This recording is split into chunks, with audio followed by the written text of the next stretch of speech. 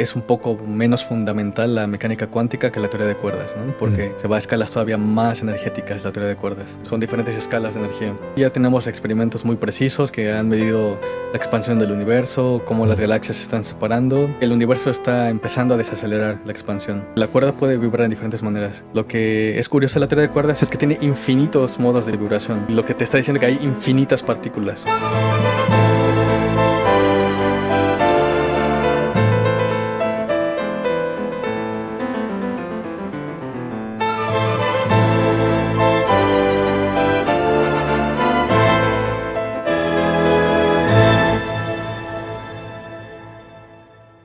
Bienvenido, estimado Mario, a Sangre y Suerte. Mucha gente nos está viendo en vivo, es la primera vez que hacemos esto y hay gente que nos está viendo tipo desde Brasil, Perú, Estados Unidos, pero sí, la mayoría México, definitivamente. Allá son las 3 de la mañana, están 7 horas atrás, ¿no? Entonces, perfecto para ver podcast, ¿no?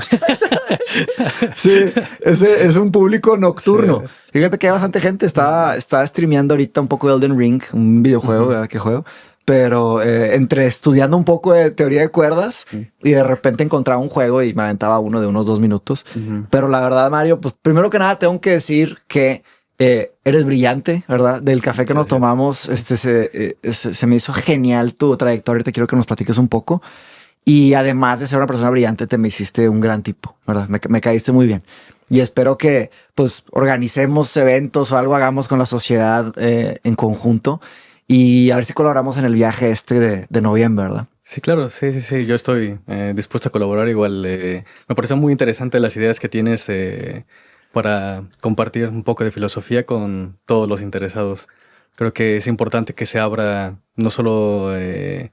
siento que mucha gente ha abierto espacios para artes, pero ciencia y filosofía que son muy importantes para las sociedades han sido un poco dejadas atrás. Sí, quedan un poco atrás. Entonces me parece excelente que teniendo buenas bases uno pueda expandir esto y tratar de hacerlo llegar a toda la gente que esté interesada. Muchísimas gracias, Mario. Sí. Entonces, personas como tú me motivan mucho porque pues tienes una carrera brillante, tienes un futuro brillante y me enorgullece muchísimo que seas mexicano, ¿verdad? Digo, yo no nací en México, pero me considero mexicano en muchos sentidos.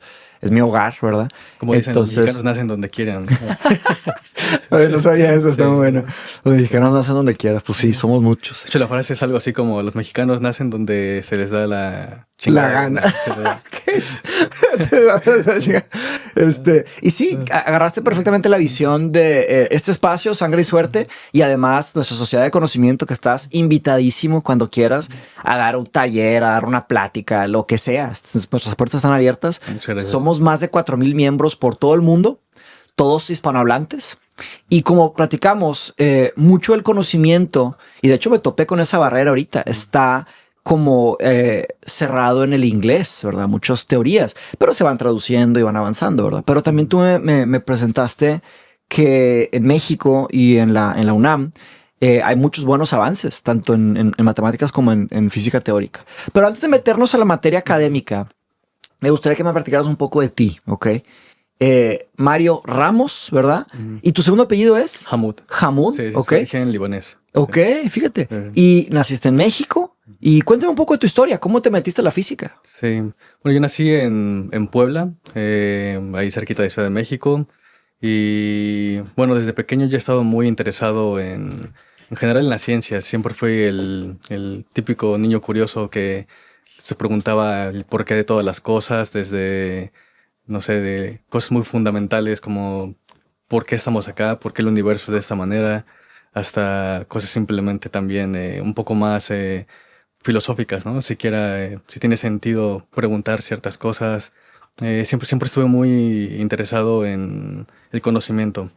Ya después vi en las ciencias que esto era algo que me permitía contestar de una manera más, no sé, que me llenaba un poco más lo que yo esperaba entender. Entonces me fui hacia las ciencias, pero sí, yo, bueno, estudié en Puebla y básicamente toda mi trayectoria de la que es primaria, secundaria, preparatoria en en la ciudad de Puebla y ya luego me fui a la Ciudad de México, a la UNAM, a estudiar la licenciatura y la maestría.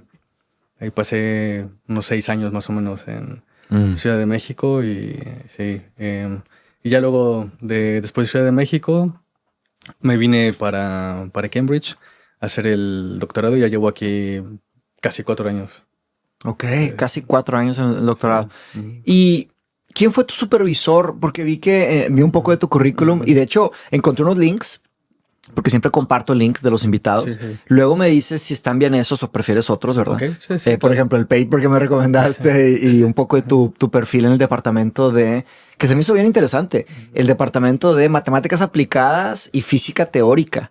Te platícame un poco de esa dualidad, ¿no? Se me hace fascinante. Sí. Pero también vi que pusiste pusiste un supervisor para la carrera, para el BSc, y luego el mismo supervisor para la maestría. Sí. Entonces hubo un tipo de entendimiento académico desde muy joven y se mantuvo por la maestría. Sí, algo que agradezco mucho de la UNAM es que ellos se comenzaron un programa especializado en física teórica. Entonces hay investigadores muy brillantes ahí que lo que hicieron fue como ellos salieron a estudiar sus posgrados también en el extranjero, se fueron a Princeton, vinieron aquí a Europa a hacer también su carrera académica y regresaron a la UNAM y comenzaron a formar este grupo de investigación muy fuerte y desarrollaron como un programa en el que guiaban a los estudiantes para ver cuál es el camino. Si tú quieres especializarte, por ejemplo, en mi caso, en teoría de cuerdas, cuáles son las materias que durante tu carrera deberías meter, porque es una ciencia que requiere demasiado conocimiento muy específico, diría yo.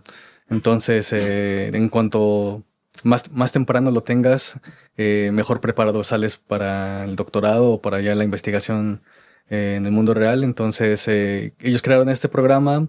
Y yo empecé a trabajar con este supervisor desde antes de terminar la licenciatura en el servicio social. Entonces yo empecé a trabajar en un proyecto ya relacionado con teoría de cuerdas, con física de partículas. Wow. Desde la maestría. Sí, desde la licenciatura. Desde la Sí, o sea, que licenciatura. estaba haciendo el servicio social, o sea, no empezaba la tesis todavía, pero comencé el servicio social, ya luego hice mi tesis sobre ese tema, que pues empecé a estudiar en el servicio social, hacer investigación, y ya sí seguí, agarré ese tema para hacer la tesis de licenciatura. En la maestría seguí con un tema relacionado con eso, con física de partículas y teoría de cuerdas.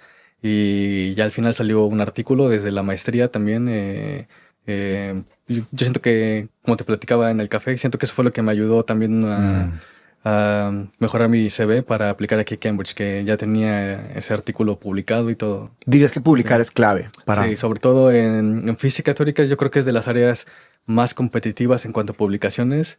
Entre más publicaciones, más resaltas. En periódicos buenos, ¿verdad? Sí, sí, periódicos sí. de respeto. Sí, sí, sí. Este fue en el Sevier, que es de Springer o de Nature, uno de Springer. los dos. Muy bueno. Wow. Uno de estos dos, sí, sí, sí. Cualquiera de los dos son los de máximo nivel. Sí, son muy famosos, bastante reputación. Excelente. Son muy buenos. Sí. Oye, ¿y cómo le fue a tu familia con todo este proceso? Porque fue un avance. Supongo que desde que te conocían tus papás desde muy chiquitito ya notaban ciertas cosas, ¿no? Te conocían súper bien, mejor que nadie. Pero luego vieron tu avance académico y cómo estuvo en tu familia todo este tema de tu entrada al mundo de la física y matemáticas. Es una pregunta interesante porque yo, cuando era pequeño, yo era el niño problemático. Ah, sí. Sí, bastante problemático. Era como, o sea, siempre he sido muy bueno académicamente, pero también fui bastante Malo en conducta. Desde el kinder. Neta. Iban mis papás a recogerme, yo estaba castigado en la dirección, Ay. o cosas por el estilo. Pero siempre era como, bueno, ¿qué hizo? Le está yendo mal en la escuela. Y dice, no, o sea, académicamente está bien, pero está poniendo desorden, está creando caos con... ¿Te aburrías? Sí, me aburría demasiado porque Sí. era como de... ¿Qué pues, más? las cosas que me ponían a hacer yo las terminaba muy rápido y... Sí. Sí, ¿no? Ya después, pues sí, yo creo que la primera gran transición fue cuando me fui a Ciudad de México. Ahí fue cuando sí vi más eso de... Mis papás vieron que ya desde ahí ya no iba pues, a estar tan cerca de la familia como esperaban, no sé, o como mucha gente esperaba, que estar cerca de la familia.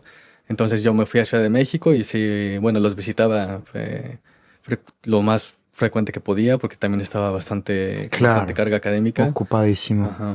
Pero sí, ellos, yo creo que la licenciatura fue el primer punto de quiebra en el que vieron ahí como, sí, desde aquí ya no va a estar tan cerca, ¿no? Fíjate. ¿Y cómo fue el proceso para elegir la carrera para ti? Porque me platicaste de no sé si es un centro en la UNAM o una nueva metodología para direccionar a los alumnos, pero ¿cómo fue tu elección del curso y luego cómo te detectaron para un potencial camino hacia la maestría, verdad? Sí. Candidato hacia la Bueno, maestría. yo exploré varias las universidades que ofrecen física en México. Yo quería de por sí estudiar en México primero. Una, porque la UNAM es gratuita. Es una de las cosas que yo siempre he reconocido de la UNAM, que es básicamente gratuita la educación para todos y lo cual lo hace accesible para la mayoría de las personas, ¿no? Incluso que el sea gratuito tampoco lo es posible para todos porque mucha gente, pues, sobre todo foráneos, no tienen los recursos para mudarse a Ciudad de México, ¿no? Claro, Entonces, porque el costo de el vida, costo de vida también es muy alto. Entonces, al menos tuve yo la fortuna de de poder pagar. pagar esa parte, entonces no me tuve que preocupar por eso. Buen punto. Pero sí, yo vi en la UNAM, que es la mejor universidad para física teórica en casi toda Latinoamérica, ¿no? Hay también muy buenos ejemplos, de hecho en Brasil, Argentina son también países muy fuertes en física teórica, tienen centros de investigación internacionales, entonces también eran opciones, pero pues, la UNAM era, digamos, más sencillo y también un excelente nivel, entonces fui por eso. Sí, la distancia, la cultura, los Sí. cosas, sí, que afuera. No, pues Eh, excelente. Y ya luego para la maestría, pues sí fui conociendo a los investigadores conforme tomaba cursos, los investigaba qué es lo que ellos estaban trabajando. Entonces ahí empecé como a elegir cuál era el camino que yo quería seguir, cuáles eran las cosas que me interesaban y ya pues sí me puse en contacto con ellos, empecé a preguntarles si tenían algún proyecto en el que yo pudiera trabajar o algo en el que pudiera comenzar a hacer ya un poco más de investigación. Tal vez no al nivel que ahora lo hago así, pero al menos leer un poco los papers, ¿no? Tratar de entenderlos, que a veces te lleva meses. Sobre todo cuando recién te expones a un paper, ya lo ya lo has de haber Compadre, sufrido. me quedé en el abstract, ok, en el resumen me quedé en las primeras dos líneas y luego que traté de empezar el paper, me quedé en el primer párrafo, en la primera ecuación. Pero es que pues es claro, no me sé los conceptos. O sea, son años y años de investigación y de dedicación y de sudor para poder y llegar a entender eso. Porque una cosa es, podemos hablar también del tema de la información en Internet, ¿verdad? Porque vas a ChatGPT y ahí te dice todo, pero no es lo mismo entender nada más que te produzcan un resultado. Simplemente son cosas abismalmente diferentes, ¿no? Entonces, lo que yo traté de hacer para prepararme, y de hecho empecé una nueva tradición de que el lunes y hoy estuve dándole al paper y lo estuve haciendo en vivo, como que mostrándole al público, oye, lo que se siente tomar uno de estos papers en tu mano y empezar a darle, ¿verdad? Claro, iba traduciendo, iba buscando fuentes y claro, empecé por lo que me gustaría platicar contigo, que sería, oye, ¿qué es teoría de cuerdas? Y lo que me gustaría preguntarte a ti sobre teoría de cuerdas es que tengo un amigo que es físico, el doctor Pedro Vélez, lo vas a conocer, brillante, él hizo su trabajo de doctorado en Stanford y él me dice que él apoya otra teoría, que él tiene una investigación en otra teoría. Y ahí me quedé pensando, pues claro, como todo campo académico, hay teorías que se encuentran y que chocan y que no sabemos bien hacia dónde va el futuro de la materia.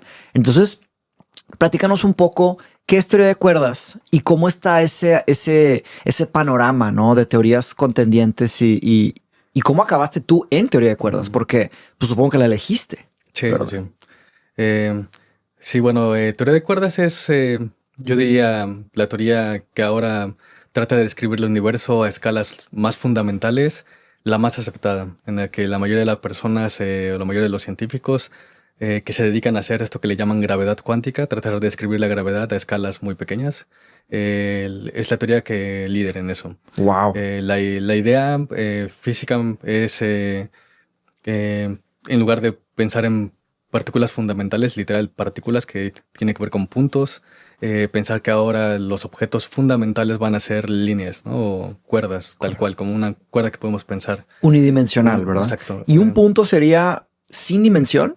El punto no tiene dimensión. El punto no tiene dimensión. Está considerado matemáticamente cero dimensional. Ok, cero dimensional. Objetos sin dimensión. Sí, sí, sí. Entonces, unidimensional y cero dimensional. Entonces sería una explicación del universo por partículas y el otro sería una explicación del universo a nivel de, ¿se les puede decir objetos de una dimensión? Exacto, sí, sí, sí. Ok, son cuerditas, literal.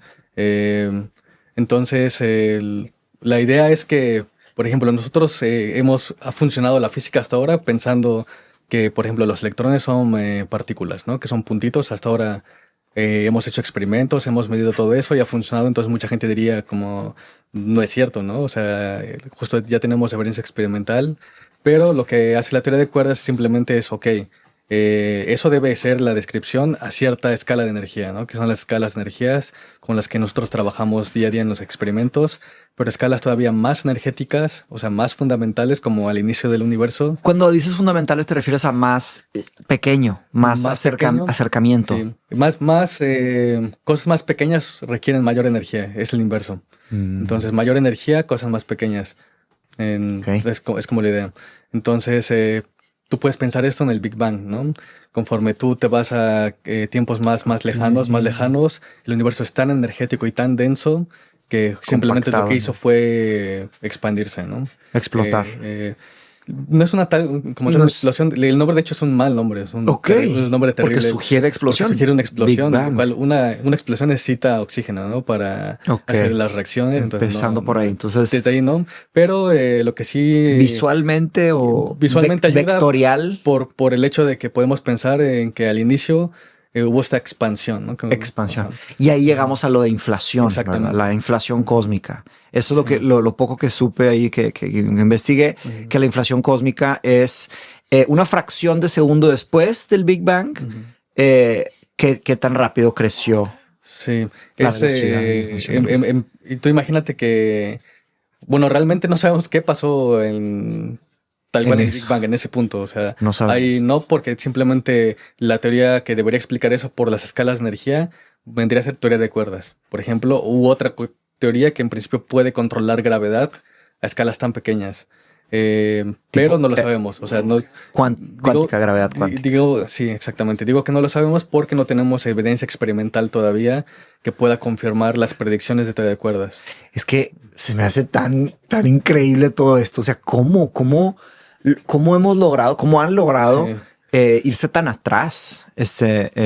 Encontrando evidencia empírica, me imagino, en comportamientos de las partículas. ¿O cómo? Exacto. Por ejemplo, uno de los avances más grandes de la cosmología ha sido el ver que el universo se está expandiendo, ¿no? Entonces... hay un coeficiente de expansión, ¿no? El H. Sí. Hubble, de hecho. La constante de Hubble, que es que te va diciendo que tan rápido el universo se está expandiendo. En diferentes lugares hay diferentes... Del universo que conocemos. Una de las cosas muy interesantes por ejemplo, de Einstein, de la teoría de relatividad de Einstein, es que dice que hay un límite en lo que vamos a poder ver del universo, lo que se conoce como universo observable. O sea, el universo puede ser todavía más, pero es físicamente, más grande, pero es físicamente imposible tener contacto con esas regiones del universo. Físicamente imposible. Físicamente imposible. Para siempre. Sí. O sea, en nuestro universo, en nuestras reglas de física, jamás vamos a poder conectarnos con ese otro universo. Ok, porque siempre que yo leía o me decían universo observable, yo pensaba, bueno, observable hasta ahorita. No. Observable para siempre. Es porque se expande más rápido de lo que la velocidad de la luz puede viajar. Ok, entonces, ya está comprobado. Sí, eso es de los resultados de la teoría de relatividad. Ok, sí. Entonces... Me acuerdo que había comprobaciones de que ya había velocidad más rápida que la luz, pero entonces llamémosle el borde del universo está avanzando más rápido que la velocidad de la luz. Sí, eso es cierto, sí. Entonces, pues la información se transmite por luz, ¿no? Entonces, si eso se mueve más rápido, simplemente está oyendo y el ojo humano de lo que podemos ponernos en contacto con eso. Entonces, eso es lo que llamamos el universo observable y es sobre lo que podemos hacer conjeturas o lo que podemos estudiar. Más allá de eso, es imposible, es físicamente imposible. Físicamente imposible. Sí. De ahí ya vienen más teorías, ¿no? Que puede haber multiversos y en otro multiverso las reglas de la física pueden cambiar, etcétera. Eso de los multiversos está muy popular en el mundo, ¿qué te digo? En Hollywood o en verdad. Sí. Pero no hay tantas bases teóricas para decir de que hay multiversos. Sí hay muchas Sí bases hay. teóricas. Eso está desde, por ejemplo, no necesitas irte a teorías tan complejas como teoría de cuerdas. Ok. Desde la mecánica cuántica, que esa es la teoría, yo creo, más probada en toda la física. La vemos en todo tu estudio. Todo esto está controlado en cierta manera por mecánica cuántica, cómo funcionan muchos de Las cámaras, los micrófonos, todo. muchos Muchas. tienen ya eh, conocimiento de cierta manera de mecánica cuántica.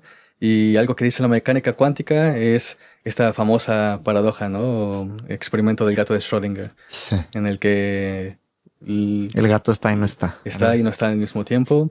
Por lo que y el problema es cómo interpretas eso, ¿no? Desde nuestro universo determinista, cómo entendemos que o pensamos que el universo puede ser probabilístico en lugar de determinista.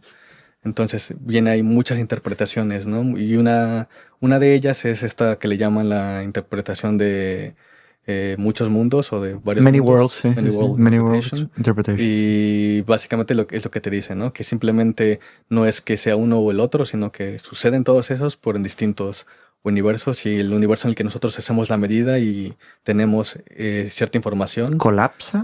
Co- Así. Esa es otra interpretación. Es otra Colapsa. cosa. Aquí simplemente sucede en nuestro universo. Lo otro también sucede en otro universo.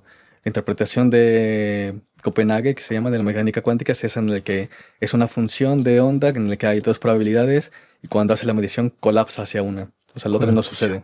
Ok. Pero hay un La solo otra universo. no Hay sucede. un solo Ya, universo. ya entendí. Colapsa hacia Está ahí. una. Pero en esta primera que me explicaste, suceden los dos. Pueden suceder los dos. Pueden ser los dos. Y es que ahí ya depende más de interpretación. Ya es como de tú cómo interpretas la mecánica cuántica y hay varias personas ahí en todo el mundo Sí. que tienen diferentes interpretaciones. De hecho, el doctor Pedro Vélez quiere hacer un, mira, o un segundo doctorado, ahora sí en la filosofía de la física, o un postdoctorado continuando con sus investigaciones. Ya te lo presentaré. Perdón, es que ya quiero presentarlos. Sí. De hecho, el viernes grabo con él. Vamos a platicar. Excelente. Sí. Entonces, según la primera teoría, ¿cómo se llama la primera teoría? De Many Worlds. Many worlds. Sí. Hay un mundo, un universo donde no tuvimos esta conversación. Exacto. Sí. Ok. Y, Qué cosa tan... sí.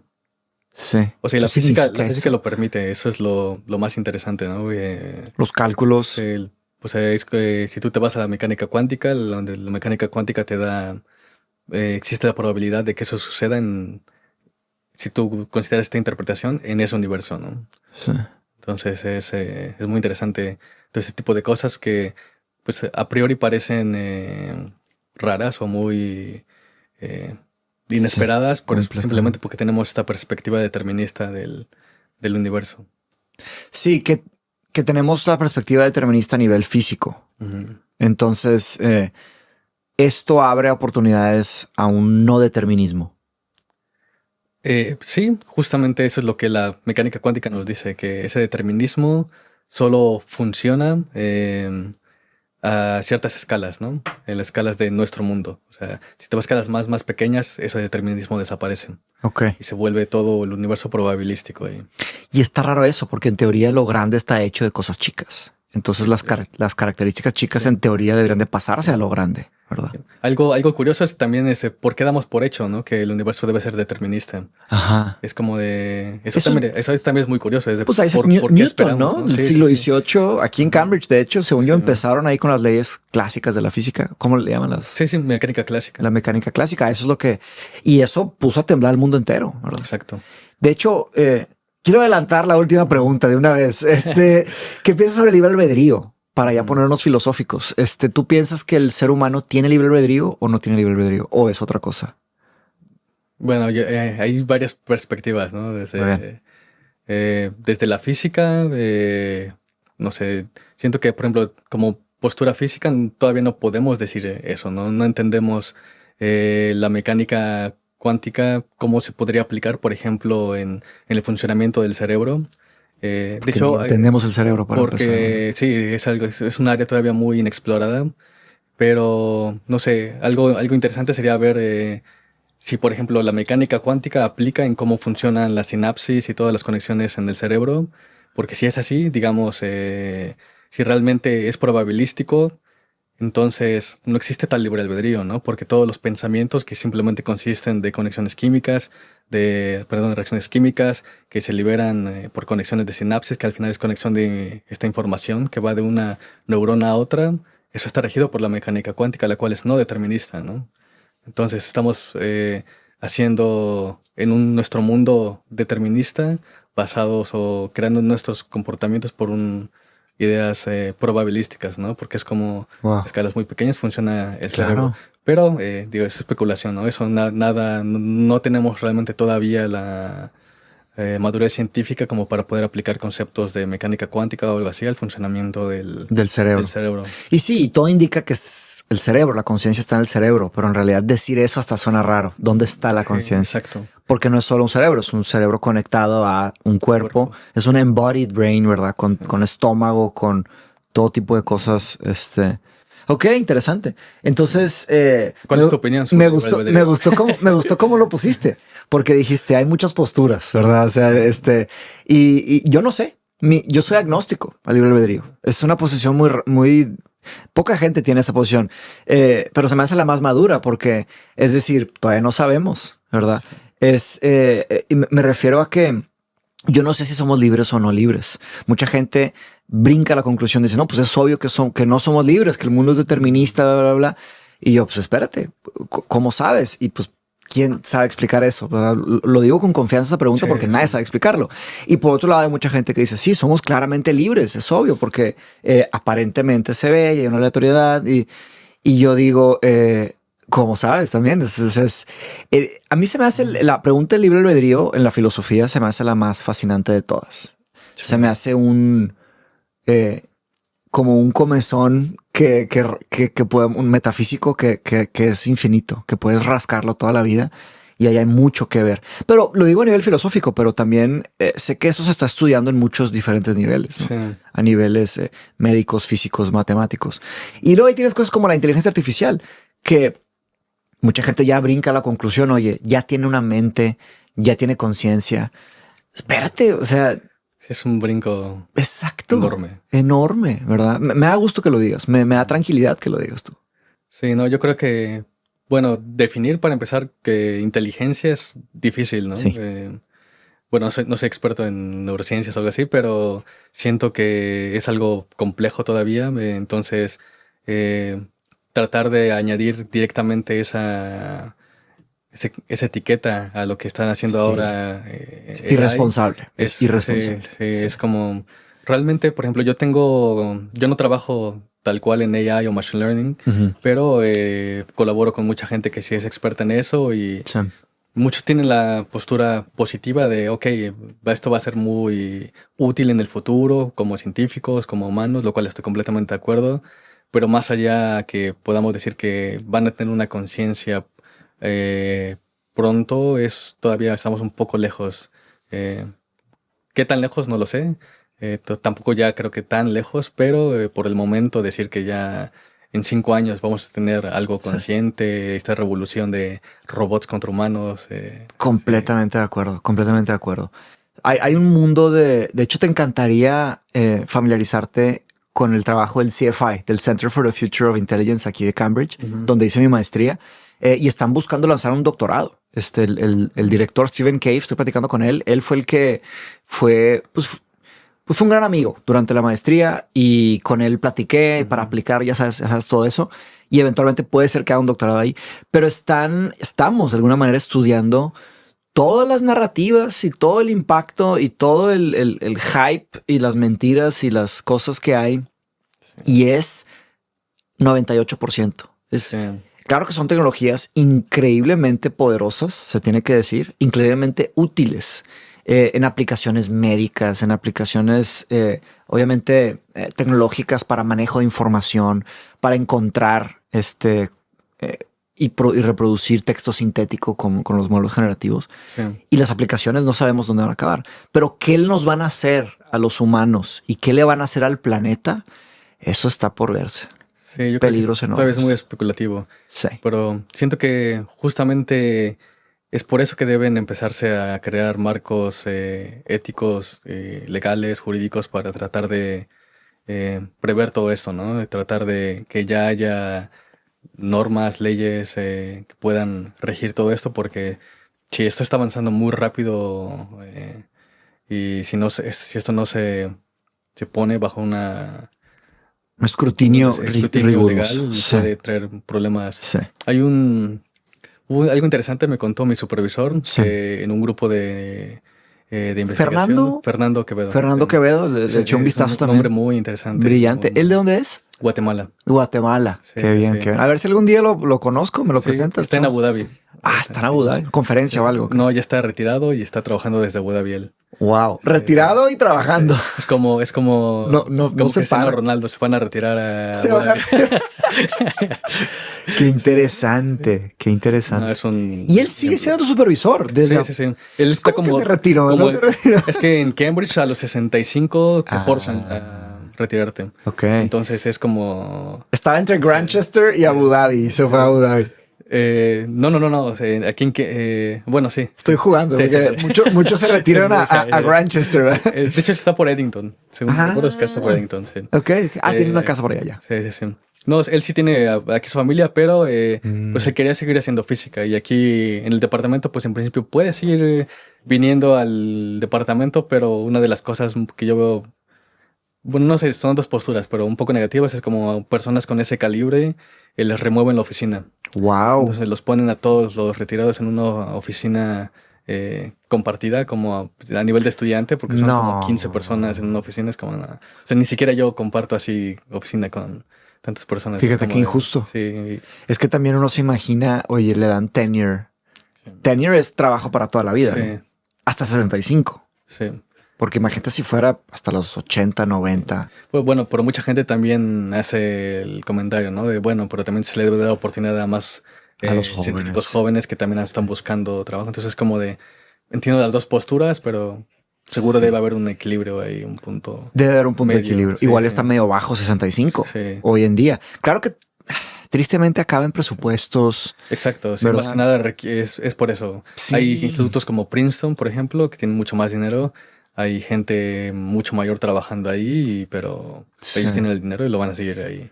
Y claro, estas instituciones tienen 800 años, ¿verdad? Entonces ellos pues tienen un balance o una sensibilidad que creo que tiene que reajustarse año con año, pero van apostándole a los jóvenes y dándole espacio a los profesores hasta cierto... Pero fíjate, interesante que estés haciendo un doctorado en Cambridge y siga siendo él tu supervisor. Sí. Entonces él está conectado con la universidad todavía. Sí, él es profesor emérito. Aquí tiene... Profesor emérito. Aquí pues, todo su círculo de contactos también aquí, pero Claro. está comenzando el grupo de investigación ahí en Abu Dhabi también. Ahí están invirtiendo mucho dinero en ciencia. Y es Universidad de Abu Dhabi. Es Nueva York, la Universidad de Nueva York. pero Ah, campus en NYU. Abu Dhabi, exacto. NYU Campus Abu Dhabi. Sí, Qué sí. interesante. Es increíble como la gente ahí está apostando por ser competitivo a nivel científico y todo.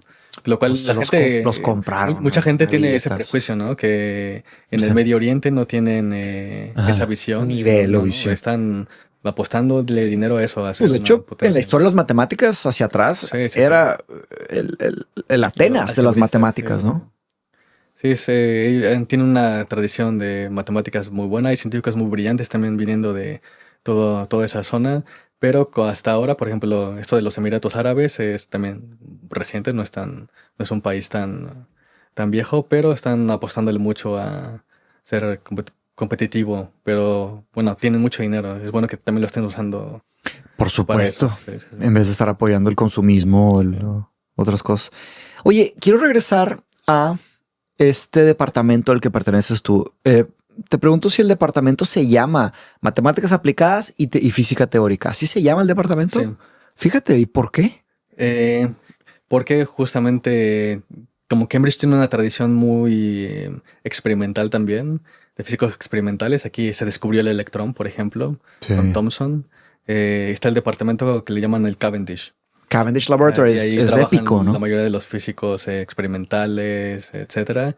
Pero como pues física teórica tiende a ser más compleja en las matemáticas que se usan, nos pusieron con los matemáticos. Aparte, entonces está matemáticas aplicadas, que es estadística también, está matemáticas puras, con geometría, etcétera, y está física teórica y cosmología teórica. Entonces estoy en ese grupo haciendo cosas más teóricas, más matemáticas, más formales que la gente que hace experimentos, que está en laboratorio. O sea, mi oficina es solo una oficina con mi computadora y ya. Y eso es Lo que se necesita para hacer física teórica. para hacer física teórica. ¿Y usas softwares para correr ecuaciones, modelos? No, programación en Python, Ok. digamos, es lo que más se usa. Hay herramienta muy conocida, matemática, se llama el programa de Wolfram Alpha. Wolfram Alpha, me acuerdo. Sí, y Sí. matemática es como un mini software ahí para, sobre todo hacer Como una API álgebra. de Wolfram. Álgebra. Tú pones ahí tus cuentas así y ya. Así como que... Tus credenciales y entras. Sí. Y ya haces como, lo usas de double check para ver que las ecuaciones que has hecho están bien, ¿no? Obtienes el mismo resultado. Wow. Qué impresionante. Entonces, trabajas haciendo ecuaciones. Sí. Ese es el trabajo. Tienes que resolver, tú modelas cosas con las ecuaciones. Lo que hacen las ecuaciones es modelarte un sistema físico, un problema, y todo se ve a través de las ecuaciones ahí.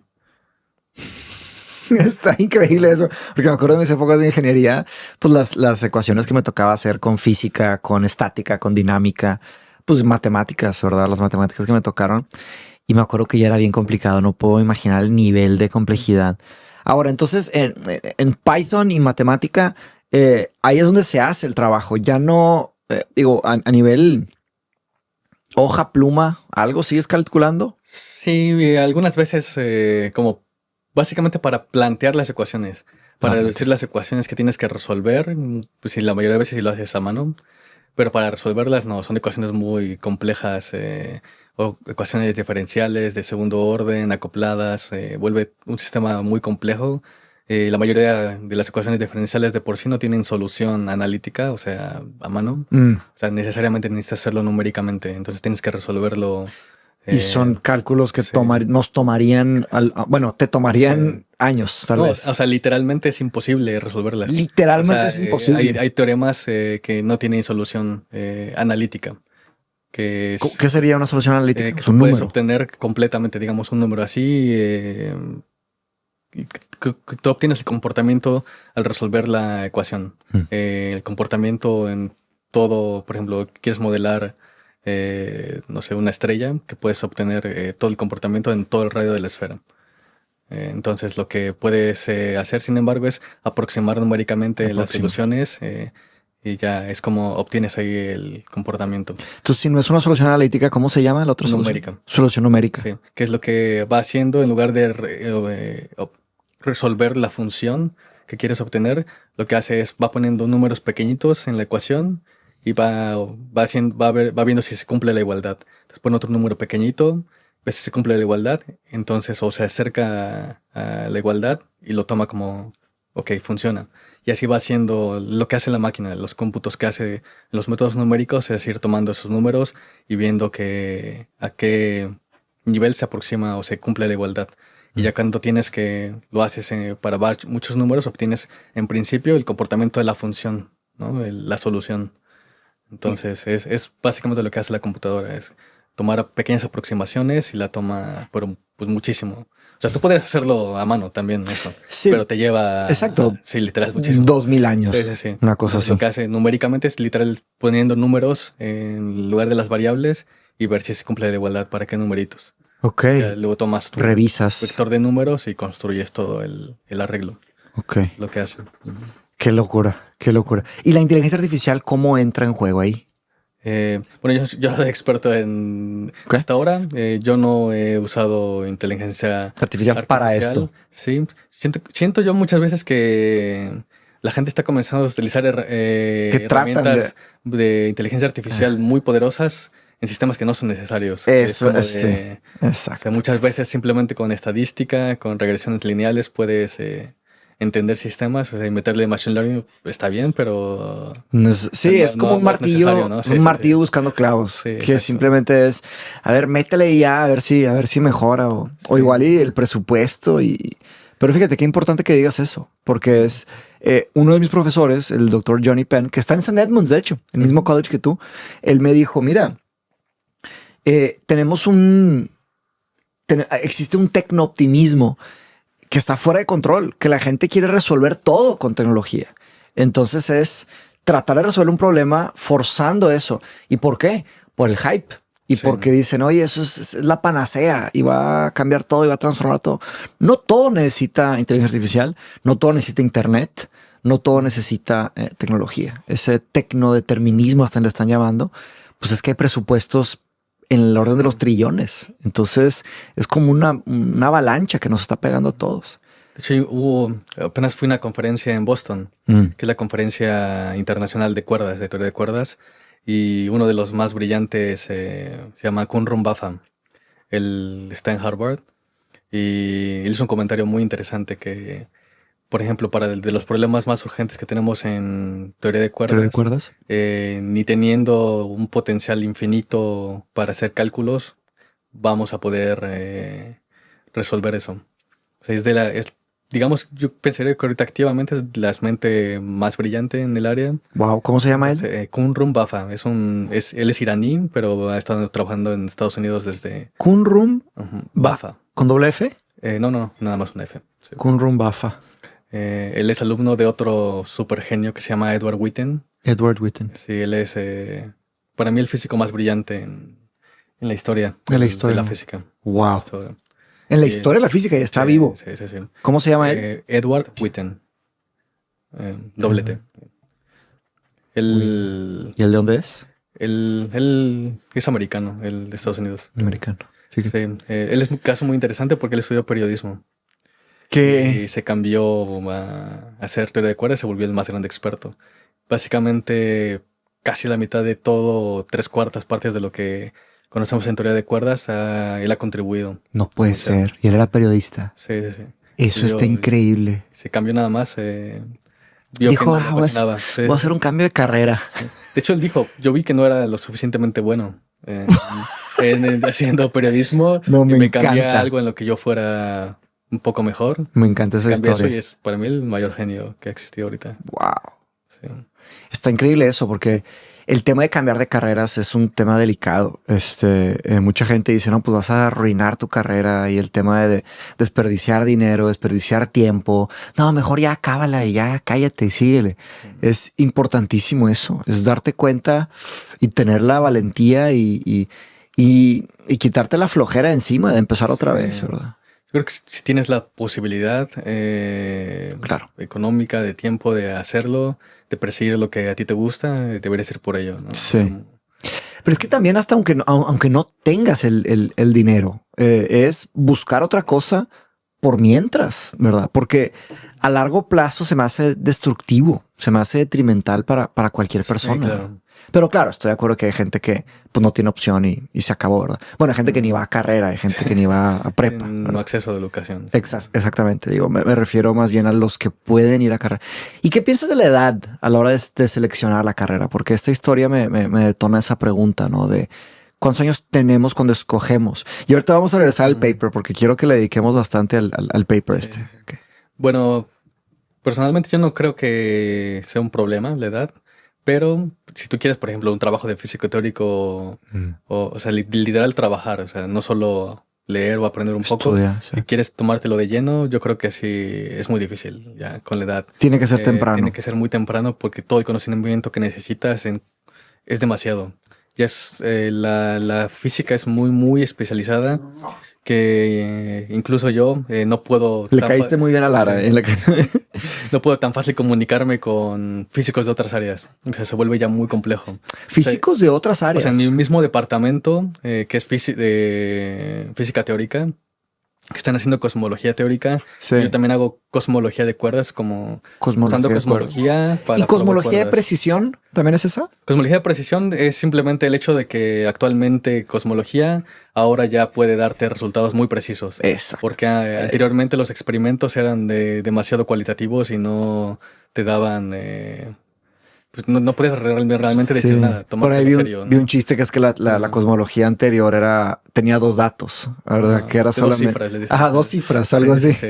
que era simplemente Sí, demasiado no, lejano. no puedes tomarte algo serio. Ahí sí era puramente teoría, especulativo. Pero ahora sí ya tenemos experimentos muy precisos que han medido la expansión del universo, cómo las galaxias se están separando. La edad Y, también del universo sí, tiene que ver con y eso. recientemente algo curioso que pareciera ser que, bueno, todavía hay una incertidumbre muy grande al hacer el análisis de datos, pero que el universo está empezando a desacelerar la expansión.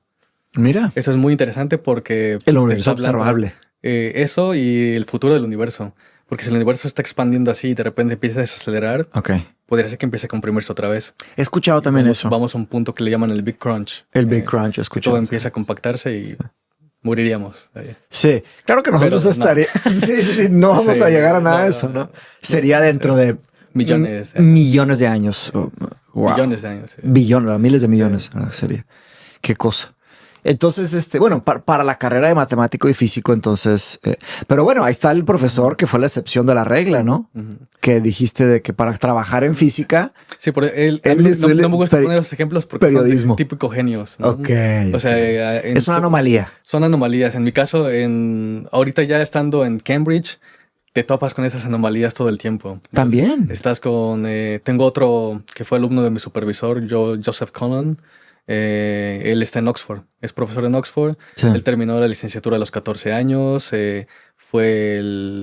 Tuvo el mayor promedio de la licenciatura. Luego en la maestría aquí también, a los, no sé, 15, 16 años. También fue el promedio más alto en Cambridge. Luego hizo el doctorado con mi supervisor también. Sacaron un Francisco, artículo... con Fernando Quevedo. Sí, con un artículo súper famoso, súper citado, y por lo mismo le ofrecieron el puesto permanente inmediato después de Cambridge a él. Puesto permanente como profesor, Como ¿no? profesor, ya, sí. Tenure, Usualmente ¿no? te cuente, como terminando lo del doctorado, tienes que ir a hacer al menos un par de postdoctorados en otras partes del mundo. Un par. Sí, es que es extremadamente competitivo. Y Es la muchas inflación veces, académica, ¿no? sí, muchas veces es necesario, porque ya está tan especializado que necesitas, después del doctorado, seguir haciendo más investigación y más Wow. empapándote de más Y conocimiento. fondear todo esto, ¿cómo? O sea, es luchar por presupuestos, competir. Sí, por eso se vuelve tan competitivo, porque no hay mucho dinero, sobre todo para cosas teóricas. Si tú te vas a otras áreas como física de materiales o cosas aplicadas a cáncer o ahora cosas relacionadas con inteligencia artificial, todo el dinero está ahí. Hay muchísimas. Entonces hay muchísimas plazas, hay gente que no se preocupa de eso. Pero como físicos teóricos y pues, sobre todo de teoría de cuerdas. No, y luego se olvídate, vuelve humanidades, muy difícil. olvídate. Sí, no, Lo no. que- Eso es peor. Son centavos que hay, ¿no? Sí. Pero sí, yo creo que vale la pena fondear este tipo de cosas porque es conocimiento, ¿no? Al final, Por supuesto. conocimiento vale por sí mismo. Sí, es muy interesante eso. Me topé me invitaron a una cena formal aquí en Newnham College, que está aquí cerca, y fue el departamento de estudios coreanos. Claro, el departamento de estudios asiáticos y luego el estudios coreanos. Y en la cena me tocó con un profesor en el lenguaje sánscrito, creo que se dice en Sí, español. Y él me dijo que en su departamento son tres personas. Está un profesor que, ya sabes, histórico, ¿verdad? Lleva muchos años, pero ya está a punto de retirarse, y dos personas que le siguen. Y este que cenó conmigo, estaba al lado de mí, él seguía, o sea, él se iba a quedar. Y me dijo, Mateus, esto ya, estamos al borde de ya perder, de que ya no consigamos ni siquiera el presupuesto mínimo para mantener a dos. Entonces, él iba a ir a Londres la semana siguiente para buscar fondos. Y luego me dijo, y luego voy a perder mi trabajo. Si no consigo esos fondos, pierdo mi trabajo. Y voy a ver qué puedo hacer para... Estaba pues, claramente preocupado. Sí. Es una cosa horrible, ¿verdad? Muchas veces las universidades dependen de qué tanto los gobiernos apoyan las áreas, ¿no? Y si, por ejemplo, Estados Unidos es un caso interesante ahora que están reduciendo muchísimo a ciencias ¿Estados Unidos está reduciendo? Sí, demasiado. Pues sí, Entonces, el gobierno actual, ¿verdad? Esto se va a ver en los siguientes años, ver cómo decrece La investigación. la investigación en No, este qué tipo cosa. de áreas. Lo cual Estados Unidos siempre ha sido líder en este tipo de cosas, pero pues sí, ahí ves como muchas veces la ciencia sigue siendo muy política. Ahora Sí, depende sigue mucho siendo. de eso. Todo el funding Por supuesto. viene de ellos. Por supuesto. Sí. Qué cosa, qué cosa. Y hay un término que es, así como las especies están en peligro de extinción, hay epistemologías en peligro de extinción, teorías de conocimiento, en extinción. Y me comentó sobre eso. Y se van evaporando. Y ahí me pregunto también cuáles ya se han evaporado, ¿sabes? O sea, cuáles ya no están, qué conocimientos no están. Y alguien podría decir, oye, pero ¿para qué necesitamos eso? Pues es parte de nuestra humanidad, de nuestra especie, de nuestra historia, ¿no? Sí. Y un problema que me levantó ese profesor, me dijo, Mateus, Cambridge tiene una de las colecciones más grandes del mundo en sánscrito. Y solo somos 3 los que podemos leer esa colección.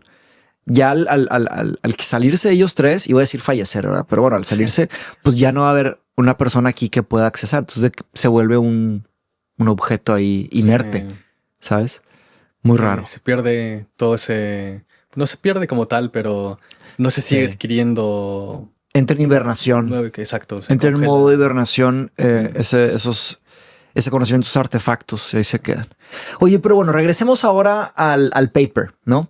Que leí el título como 1000 veces, ni me lo pude memorizar, pero era básicamente de vuelta a los orígenes de Brain Anti-Brain Inflation Theory, algo así, ¿no?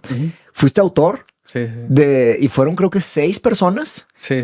Platícame un poquito del génesis de ese paper, de ese artículo académico, cómo se formuló la base para que empezaran y luego platicamos un poco del proceso de la escritura y luego platicamos del contenido.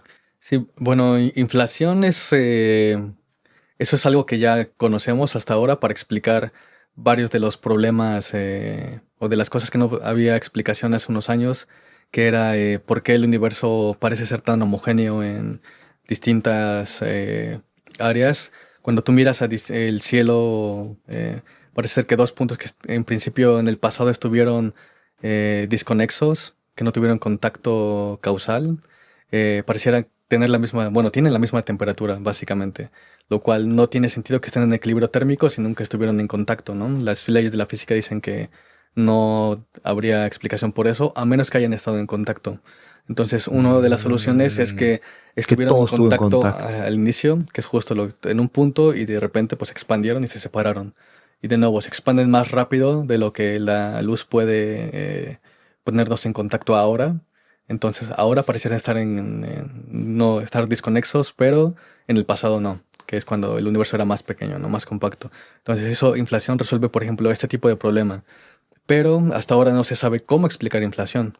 O sea, tú asumes, ok, inflación, que el universo se infló, resuelve el problema, pero ¿por qué se infló, no? ¿Por qué se infló? Entonces, una de las propuestas que viene para generar estos mecanismos de inflación debería entenderse desde teoría de cuerdas y dice ser la teoría que entiende el universo a escalas muy, muy pequeñas. Entonces, esta propuesta que se llama, entre varias, no es la única que viene de teoría de cuerdas, es Brain Anti-Brain. Estas branas, sí. Branas, me lo conté en español, sí. Después de un punto es difícil hablar como en español. Sí, es difícil. No escuchas esos términos aquí en español. Esa es parte del problema. Llevamos 4 años, llevas 4 años aquí, ¿verdad? Sí. Sí, y esa terminología, y luego sucede para portugués, para italiano, para lo que sea, ¿verdad? De hecho, hay una palabra que se llama gauge, que a lo mejor le llegaste a leer ahí. Sí. Uno de los... En México se le dice... Gaje. No, de hecho, ese es en España. En gauge, en México le dicen norma. Y en Latinoamérica, en Sudamérica le dicen calibre. O sea, cada quien lo traduce de diferente. Es que eso es un problema enorme lingüístico, porque a nivel... Una cosa son las matemáticas y la física, otra cosa es el lenguaje. ¿Cómo le dices? Porque es teórico. Hasta que ya la ecuación todos la ven igual, ¿verdad? Sí. Pero... Es esto del significado y significante, ¿no? Cada quien tiene sus... Exactamente. O sea, el concepto, no la cosa, ¿verdad? Exacto. Sí. Pero sí, bueno, estas branas... son objetos que, si en cuerdas está la línea, este objeto unidimensional, las cuerditas. Cuerdas no, de hecho es un mal nombre, porque cuerdas es la teoría objetos de dimensiones muy altas o higher dimensional objects. Okay. Entre ellos, branas. Branas es realmente el objeto en teoría de cuerdas, que son, por ejemplo, una cuerda puede ser una unobrana. Ok, sí vi eso. Ahora, imagínate que tienes 2 dimensiones, se extiende, ¿no? Ahora es como una sabanita. Ok. Entonces eso hizo Entonces, una como atmósfera. ¿No? como un plano cartesiano, me lo imagino. Sí, pero no necesita ser rígido, por ejemplo. Porque el plano cartesiano lo imaginas rígido, ¿no? Está Sí. ahí fijo. Sí. Eso se puede mover. Justamente la dinámica, que tienen Está dinámica, variable. que oscilan, y eso es lo que da lugar a las partículas. Cada oscilación te corresponde a Ajá. una partícula. También vi eso, que la vibración de la cuerda es lo que hace que se llame fotón, electrón. Exacto, sí, lo que te da el modo de oscilación, lo que te da diferentes partículas. Entonces, ¿qué pasa con los átomos en en el teoría de cuerdas? ¿Son muchos átomos? ¿O ya ni se habla de átomos? Es que los átomos aparecen en escalas mucho más grandes de distancia. Entonces tienes que ir ya, como dejar de hacer el zoom. Y entonces ya la cuerda ya no es fundamental ahí. Y eso es algo muy importante, como por ejemplo para describir la taza, tú no necesitas saber la estructura atómica, ¿no? Tú simplemente puedes describir qué va a pasar con la taza con las leyes de Newton, ¿no? Si yo la empujo, Exacto. solo necesito. Sí. No Toda necesito saber reacción nada tiene de los átomos adentro, no. Y lo Claro. mismo pasa. O sea, para escribir un átomo ya no necesitas teoría de cuerdas. Es como, son diferentes escalas de energía. Entonces, adentro de un átomo están las cuerdas. Sí. ¿Y las cuerdas se rozan o no se rozan? Sí, de hecho tienen interacciones. Y ¿Interacciones? Eso es complejo hacer esos cálculos de interacciones de cuerdas y te dan nuevas partículas o nuevas cuerdas, por ejemplo, así. Todo eso se estudia ahí. Entonces, adentro de las partículas, ok. Adentro de los átomos están las partículas en teoría y adentro de las partículas están las cuerdas. O ya no se habla de partículas ahí. Ya no se habla de partículas, todo se pone a nivel fundamental de la cuerda, porque la cuerda puede vibrar en diferentes maneras. Entonces, todas las partículas que tú conoces corresponden Son una vibración. Pero justamente así, tú puedes vibrar un poco más rápido y eso correspondería a otra partícula, ¿no? Lo que es curioso de la teoría de cuerdas Se es que transforman las partículas. no solo eso, es que tiene infinitos modos de vibración, lo cual lo que te está diciendo que hay infinitas partículas. Lo cual eso en principio es un red flag, ¿no? Una bandera roja ahí de que Sí, porque ¿qué está pasando? No vemos infinitas partículas. Pueden haber infinitas partículas. No vemos, no puedes observar. La teoría de cuerdas te predice que le llaman torres de partículas, por ejemplo. Hay dentro de una... Perdón, una cuerda se... Disculpa, tengo tantas preguntas. No, adelante. Sí, esto va a estar difícil. Pero me está encantando. Básicamente, una cuerda en diferente vibración sería llamada de otra manera. Sí. Es otra cosa. Entonces, la palabra partícula está igual y se queda de un lado. Es que ya no necesitas el concepto de partícula ahí. Lo puedes entender como el modo de vibración de la cuerda. El modo de vibración de la cuerda. Sí. Y se le llama fotón. Ajá. En los nombres de las partículas sí se toman. Sí. Porque hay quarks. Porque ves cómo son sus propiedades de spin, sus propiedades de masa y corresponden justo a lo que conocemos, lo que vemos ahora en experimentos, ¿no? Por ejemplo, de quarks, electrones y todo que tienen masas.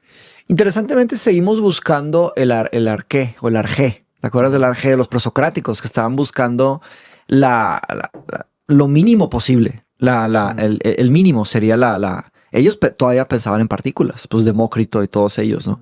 Entonces, seguimos buscando eso de alguna manera. Seguimos buscando lo mínimo posible. ¿Qué pasa con la cuántica, la teoría cuántica, la física cuántica o mecánica cuántica con la teoría de cuerdas? ¿Están en el mismo nivel fundamental o una más bajo que a la otra? Bueno, para explicarlo un poco más sencillo, podría decir que la teoría de cuerdas es todavía más fundamental. Ok. Pero realmente lo que está haciendo es que tú estás utilizando conceptos de mecánica cuántica para explicar gravedad. Por eso es que se llama gravedad cuántica. Simplemente, pero lo que nosotros conocemos como mecánica cuántica, que es, por ejemplo, lo que describe el electrón y cómo funciona el átomo y todo eso, eso se escribe con cuántica. Entonces, desde esa perspectiva puedes decir que es un poco menos fundamental la mecánica cuántica que la teoría de cuerdas, ¿no? Porque se va a escalas todavía más energéticas la teoría de cuerdas. Ok. Y bueno, una de las consecuencias que te decía es esto de las infinitas partículas. Es un problema. Y sí, y otro peor es que vivimos en un universo con 9 dimensiones adicionales. Entonces es como de... Una conclusión de este sería que hay 9 dimensiones adicionales. Sí. Si la teoría de cuerdas te la tomas en serio, hay 9 dimensiones adicionales. Vivimos en un universo con 9 Además de las 4. Sí, no. sí. Sí, hay 4, ¿no? Una es la de temporal y 3 dimensiones en la que nos movemos, ¿no? Exacto. Largo, ancho y profundidad, ¿no? Ok. Hay otras 6 de esas dimensiones espaciales. Otras 6, ok. Pero uno diría, qué cosa tan rara es esto, ¿no? Espérame, 6 más, o sea, 10. 9 dijiste, ¿no? 9 son, bueno, depende, esa es otra cosa. Hay otra cosa hay que le de todo llaman debate. diferentes teorías de cuerdas. Ok. Al final, una de las cosas de este Edward No hay Witten una teoría de cuerdas. es una sola, que es lo que Ok. demostró Edward Witten. Él probó que todas estas diferentes versiones Witten. de teoría de cuerdas es una sola porque se puedes ir de una a otra a través de dualidades. Es un concepto muy útil en física y aparece en teoría de cuerdas. Excelente Conectas trabajo, ¿no? las dualidades ahí. Es un trabajo magnífico lo que Sí, él hizo. porque es una síntesis. Porque es un- mucha gente decía eso de no puedes tomarte en serio la teoría de cuerdas y no es ni siquiera una teoría, ¿no? Tienes diferentes Wow. versiones y él mostró eso y justo Lo comprobó. propuso esas dualidades y mostró que todas están conectadas. Entonces, sí, parecen dimensiones adicionales, son varias. Entonces, dependiendo en qué teoría de cuerdas trabajes, es las dimensiones. La mayoría son en 10 dimensiones, Ok. o sea, 9 espaciales, una temporal. Ah, ya. Y hay ya, otra ya, que le ya. llaman teoría M, que es en 11 dimensiones, Ok. de la cual se puede decir que todas las demás teorías de cuerdas vienen como Vienen un límite de- un poco todavía más bajas energías. Ok. O sea, la teoría más energética puede ser esta teoría M, que es todavía Teoría M, M. que es todavía más fundamental. Sí, porque va más energética, se puede decir. Ok. Entonces, sí, nada más para Bien. cerrar la idea. Sí. Y regresando al paper, sí, Sí. mi cabeza Es que está es necesario haciendo para el co- paper. Es Ok, necesario. ok. Estas dimensiones adicionales las tenemos que ocultar, básicamente porque no las vemos. Entonces, matemáticamente, ¿Cómo que las tenemos que ocultar? Perdón. es literalmente lo que decimos es que son muy pequeñas, tan pequeñas que no podemos interaccionar con ellas. Ok. En matemáticas se le conoce como compactificar. Mm. Las hacemos compactas, muy, muy chiquitas. Un ejemplo que no recuerdo si te platiqué, pero por ejemplo, puedes pensar en este palito que está ahí, ¿no? Ujú, ujú, En el aromatizante. ujú. Desde lejos aquí sí se ve que tiene dimensiones, ¿no? Que es como un cilindro. Ujú. Pero si tú te empiezas a ir más y más lejos, ya solo empiezas a ver una línea, A ver, ¿no? tómalo como No prop. le ves. Ya solo empiezas a ver una Ok, línea cada vez ya, más, ya, ya. más lejos, ¿no? Solo ves Pues, una línea. Si tú te acercas a extrema- él, ya puedes ver todo, ¿no? Todo el cilindro. Sí. Entonces la idea es esa, que nosotros no podemos ver todo estas como dimensiones extras que tiene porque son muy, muy pequeñitas. Entonces si tú le empiezas a hacer más y más lejos, más y más lejos, más y más pequeñito, tú ya no ves, ya no interaccionas con las dimensiones Ok. extra. Y a nivel práctico, ¿qué tipo? Porque lo que me imagino con toda esta conversación son pues microscopios, ¿no? Entonces más nos vamos acercando. Ujú. ¿Cuál es el más poderoso de todos que puede acercarse? ¿O cómo funciona eso? Ya ni es la palabra microscopio, es otra cosa. De hecho, es todo lo contrario. Es el experimento más grande de la historia de la humanidad, que es el CERN. El CERN. El colisionador de partículas es Lo más grande. más grande que tenemos para tratar de acercarnos a Lo más pequeño. estudiar cuerdas, a las cosas más energéticas. Y está muy lejos de todas las escalas que predice teoría de cuerdas. Por ejemplo, en el CERN, O sea, todavía le recientemente falta mucho. ¿Ah? tienen teraelectronvolts, 10 teraelectronvolts. Teoría de cuerdas predice muchísimo más niveles de energía, lo cual jamás se va a poder probar en teoría de cuerdas con un colisionador. Eso sí es como básicamente descartado por la mayoría de los físicos. Ya no es esa, o sea, es otra No, cosa. el CERN está haciendo otras cosas de por sí. Le están buscando materia oscura, pero para probar teoría de cuerdas, no. O supersimetría, que mucha gente, otra cosa que aparece ahí. Supersimetría. Ujú. ¿Es un contendiente a la teoría de cuerdas? No. No, es parte de teoría de cuerdas. Parte de la Sí. cuerda, supersimetría. Sí, necesita de cierta manera teoría de cuerdas supersimetría, justo porque, por ejemplo, esas dimensiones 9 que te dije son solo 9 si hay supersimetría. Si no hay supersimetría son 26. No. Se vuelve un problema todavía más fuerte. Entonces se requiere supersimetría para reducirlo solo a 9 y ya luego que tenemos esas 9, reducirlo solo a 3 dimensiones espaciales haciendo estas compactificaciones, que matemáticamente es extremadamente complejo. Y de hecho, Edward Witten, él se ganó la medalla Fields porque Ese desarrolló Witten. nuevas matemáticas para usar en teoría de cuerdas. O sea, desde teoría de cuerdas, él es físico y se Sí. llevó básicamente el premio Nobel de matemáticas con lo Porque que él necesitaba nuevas porque necesitaba nuevas matemáticas. O sea, no había matemáticas cosa. suficientes para eso y él creó nuevas matemáticas, lo que le llaman mirror symmetry. Él fue uno de los que trabajó una simetría de espejo. No. le llaman. Qué increíble tener, o sea, ¿verdad? Newton hizo eso, algo así en su época. Creó nuevas matemáticas, justamente el cálculo diferencial. Entonces estamos hablando de una persona que llegó a esos límites y dijo, a ver, espérate, nos falta trabajo matemático para resolver esto. Exactamente. No, qué cosa. ¿Cómo creas nuevas matemáticas? Es muy complejo. Si supiera, lanzaría. ¿Conoces a él, a Wheeler? Sí, lo he visto en conferencias. Se vuelve la comunidad de cuerdas muy pequeña. La comunidad de cuerdas. Suena un culto, ¿no? Suena como un culto. Sí. Qué cosas. Oye, volvamos al paper de vuelta. Entonces, una cosa que vi del paper es que abordan lo que se llama el ETA problem, ¿verdad? Entonces sería usar teoría brain anti-brain con un nuevo marco teórico para evitar el ETA problem o algo así. Sí. Originalmente esta idea de brain anti-brain, que es, bueno, para completar la idea que te decía con estas dimensiones adicionales, las compactifican y eso te crea un espacio muy raro, todo raro en el que todas las dimensiones están compactas. Y estas branas son objetos de varias dimensiones, en este caso son de 3 dimensiones, viven en este espacio. Y este espacio te lo puedes imaginar como una bolita de papel que tú la aplastas, se ve así todo raro, pero tiene una garganta, tiene un piquito. Un pico. Le llaman garganta en teoría de cuerdas. Una de las branas va a estar en la punta de esta garganta y la otra de las branas puede estar por donde ahí, en la garganta también, pero moviéndose. Entonces una brana es un objeto de de n dimensiones adentro de un espacio. Adentro de un... Sí. Está embedded, le dicen, que está incrustado. Incrustado, ok. Entonces, inflación, como se puede ver desde teoría de cuerdas ahí, en este modelo brana-antibrana, es que conforme tú empiezas a acercar las branas, bueno, una brana se empieza a acercar a la otra, se está inflando en las dimensiones no compactas, se empiezan a expandir como consecuencia de que las branas se estén acercando.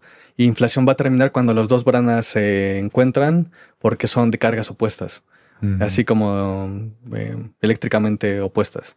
Entonces se atraen y de repente se van a aniquilar porque se van a eliminar, se van a cancelar. Se cancelan y pueden crear nuevas partículas o más cosas, pero justo median inflación por la distancia entre ellas, entre las branas.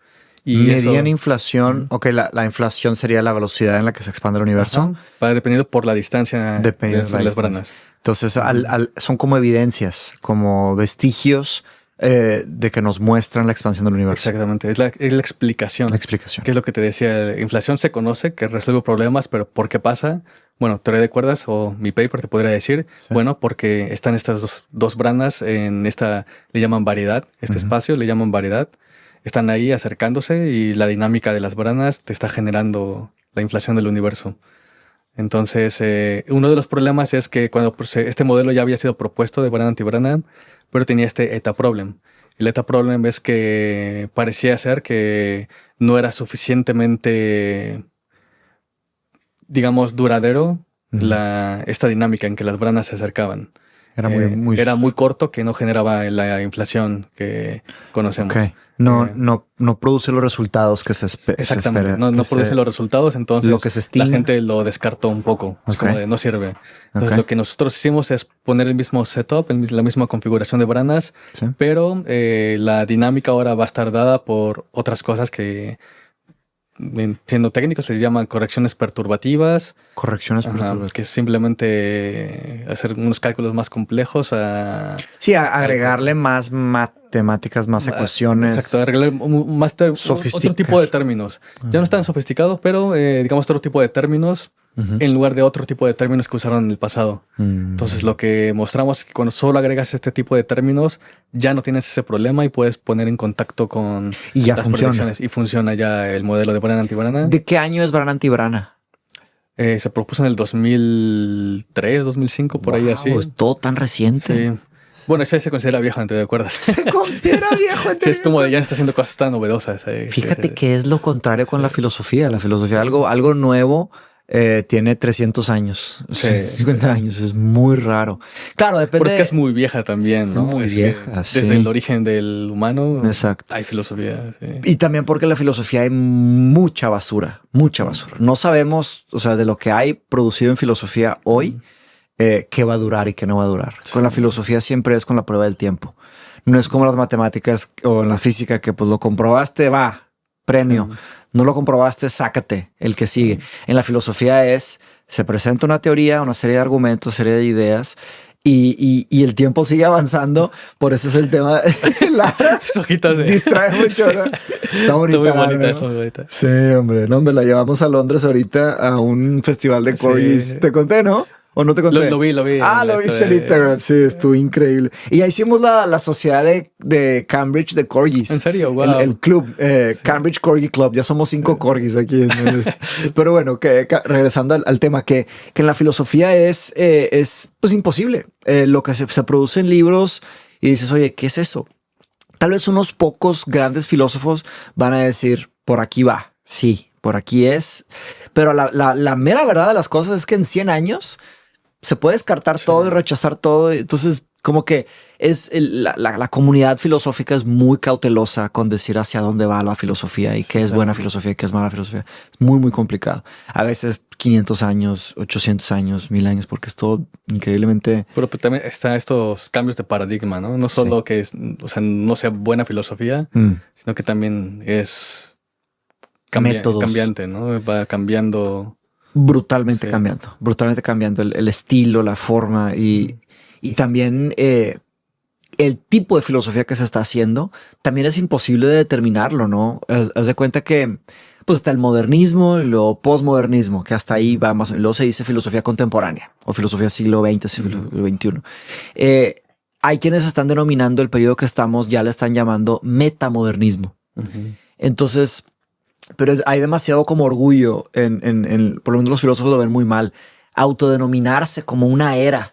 Eso no nos toca a nosotros, ¿sabes? Le toca a los filósofos del futuro voltear hacia atrás y decir, ok, aquí encontramos características, el tipo de filosofía pues, se llamará tal, se propone, se argumenta y a través de un consenso académico Sí, claro. hay un acuerdo, ¿verdad? Como el periodo modernista o posmodernista. Claro que está más complicado porque está mezclado con la historia, está mezclado con la economía y la política, pero a fin de cuentas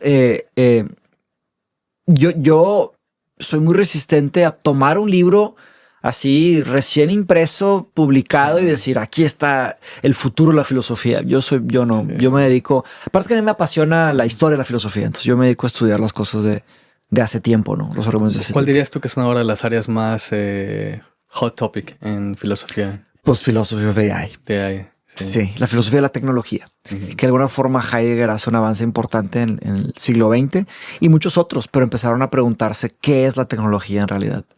Y pues hay quienes argumentan que ya la palabra tecnología le queda chica a todo lo que tenemos en el mundo tecnológico, porque comparar un martillo o una escalera con un modelo generativo son cosas profundamente diferentes, pero les decimos tecnología a las dos.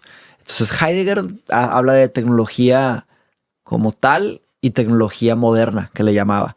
Pero hasta la tecnología moderna de Heidegger ya es increíblemente vieja para cómo vamos, ¿no?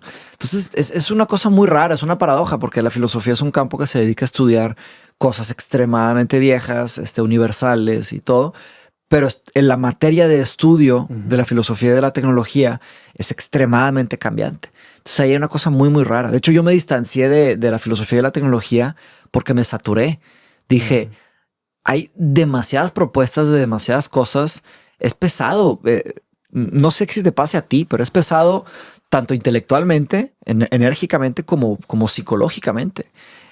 Claro que yo trato con el tema de la ética, de justicia, de qué está bien y qué está mal. Y te topas con casos increíblemente horribles, ¿no? Estábamos diciendo de problemas que se vienen, pero ya están aquí, un mundo de problemas. Es una cosa muy, muy rara, pero alguien tiene que hacerlo. Como alguien tiene que entender los fundamentos del universo, alguien tiene que entender qué nos están haciendo estas cosas y resolverlo, ¿no? Esto me recuerda, te lo iba a contar hace rato de Me contó mi supervisor que hicieron como experimento de decirle a una de las inteligencias artificiales que pronto iba a ser desconectada, que iban a apagarla y comenzar una nueva inteligencia artificial. Pero para eso antes le dieron acceso a la inteligencia artificial de los correos personales de uno de los programadores.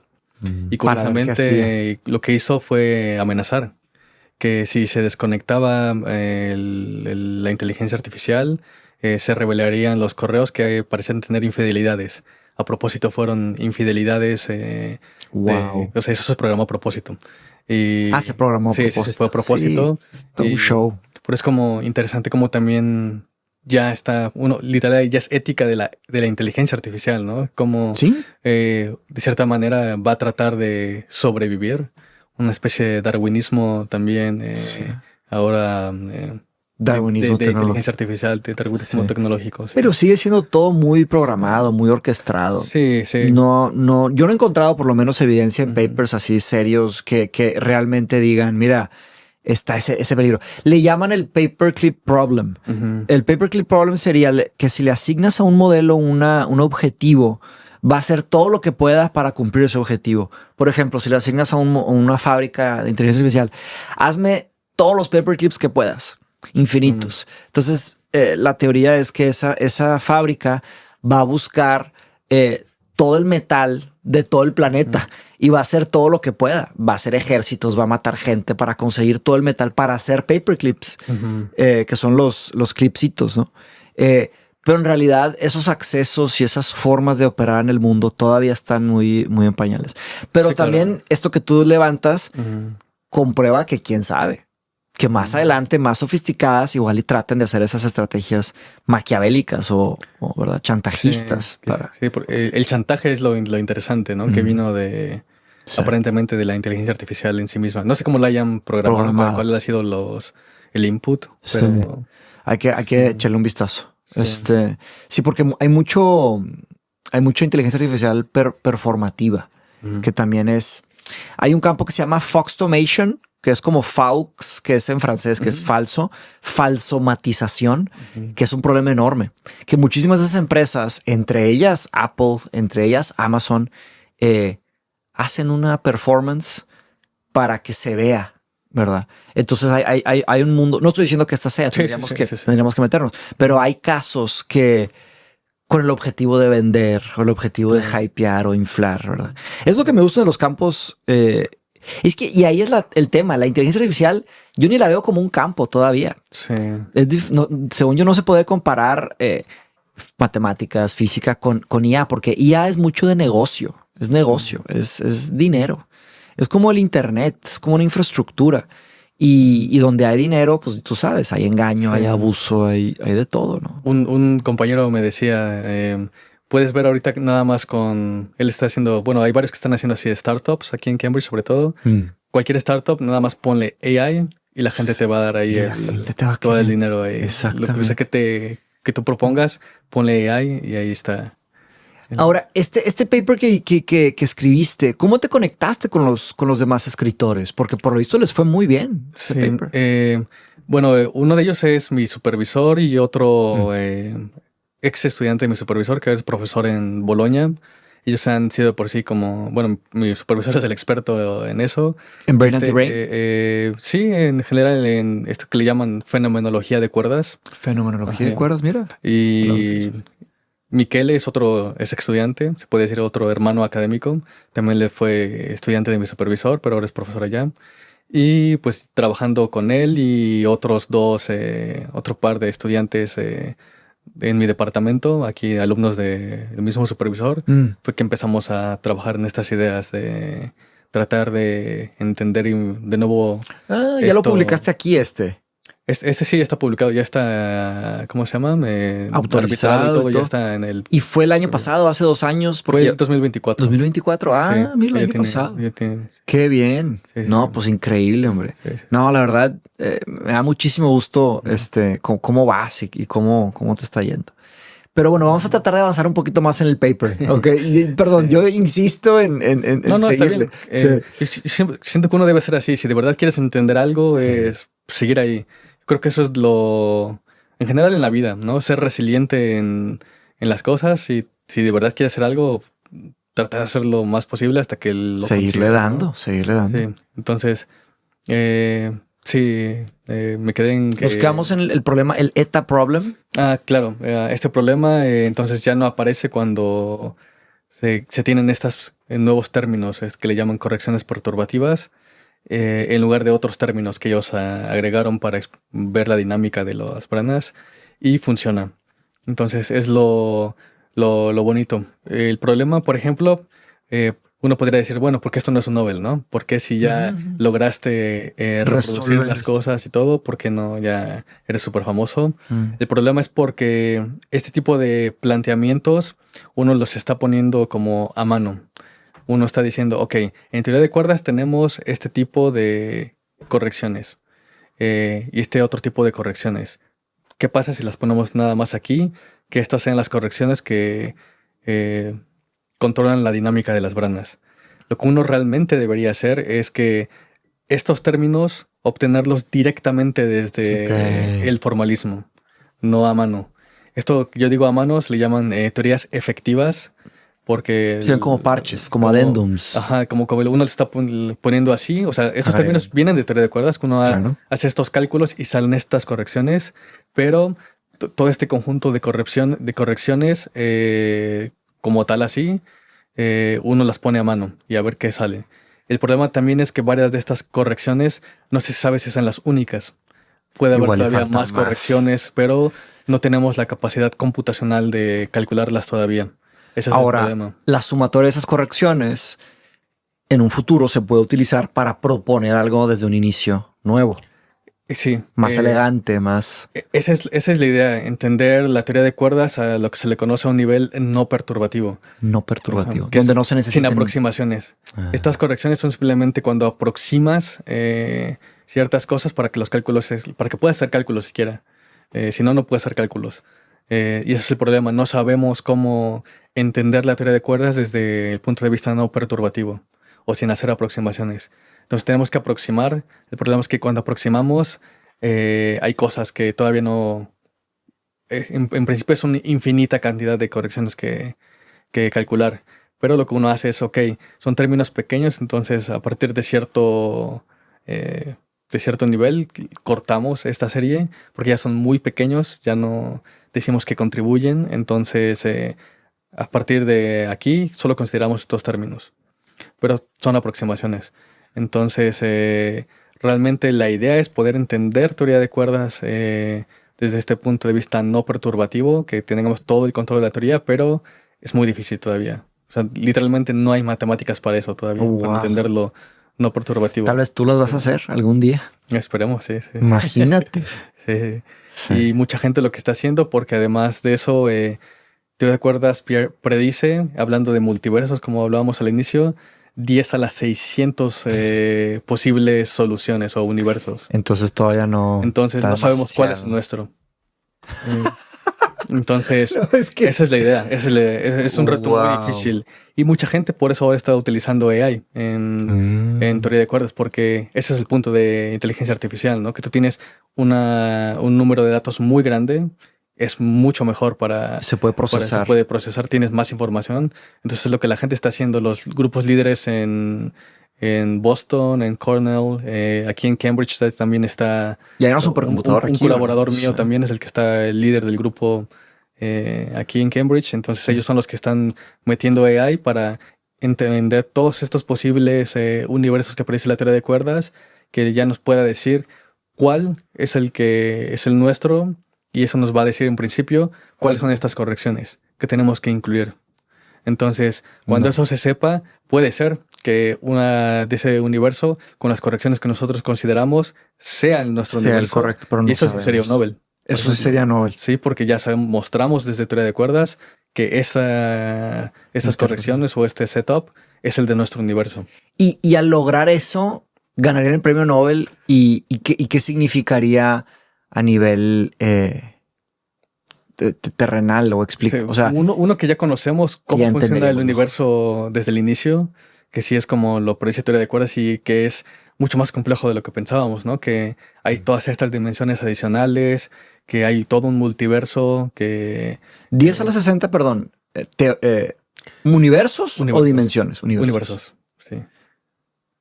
Y eso sería, no sería infinitos. 10 a las 600. 10 a las 600. Sí, Sí, yo sé. Es un número, ese es pero es enorme. más chico que infinito. Sí, sí, claro. Sí. Claro. Sí, y eso es lo que... Infinitamente más chico que infinito. Sí, no exacto. sé. Sí. Sí, sí. Ese es el punto. Es Mucha un avance, gente, mucha es un gente dice avance, eso. Es como de, no, tiene muchísimas soluciones. No es predictiva la teoría entonces. Es como Espérate. necesariamente uno tiene que hacer el universo y es como de, realmente no sabes. Puede ser que siquiera ninguno de ellos sea y de verdad la teoría de cuerdas es basura. O sea que ninguno de ellos describe el universo en el que vivimos y ya. Lo descartas. Y descartas los 600 y descartas todo este seguimos. trabajo de décadas de teoría de cuerdas. Sí. Ok, porque eso sería un gran avance también. Claro. Saber por qué camino no es. Eso es parte de la ciencia. O sea, mucha gente La dice, ¿qué falsificación. pasaría si te Popper, muestran ¿no? que teoría de cuerdas no es real? Eso es un buen realmente sería un gran avance. Porque ya no perdemos el tiempo, ¿no? Ya no estaremos perdiendo el tiempo. Exacto. Pero lo bello de la física o de las ciencias es que tú aprendes mucho conforme vas haciendo algo. Incluso si es algo errado, tú ya aprendiste demasiado. Claro. Entonces, con esto te puedes cambiar a otra área, puedes comenzar a hacer investigación en otras cosas. Y lo el bonito músculo se ejercita. de fenomenología de cuerdas es que tienes que hacer contacto con otras áreas, con cosmología, con astrofísica. Llevaría mucha gente a la depresión, ¿verdad? Sí, mucha gente que se lo toma como... Bueno, tal vez no, porque ¿quién sabe?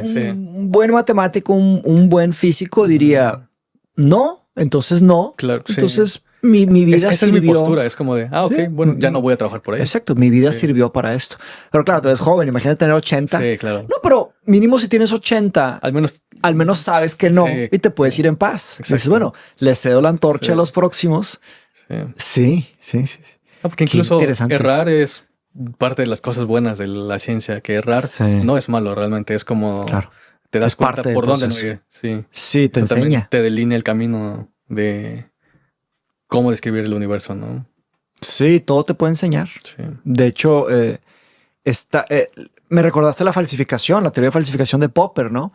De la filosofía de la ciencia, que él argumenta que el objetivo de la ciencia es lograr falsificar algo. O sea, todo lo que no, para proponer lo que tal vez sí.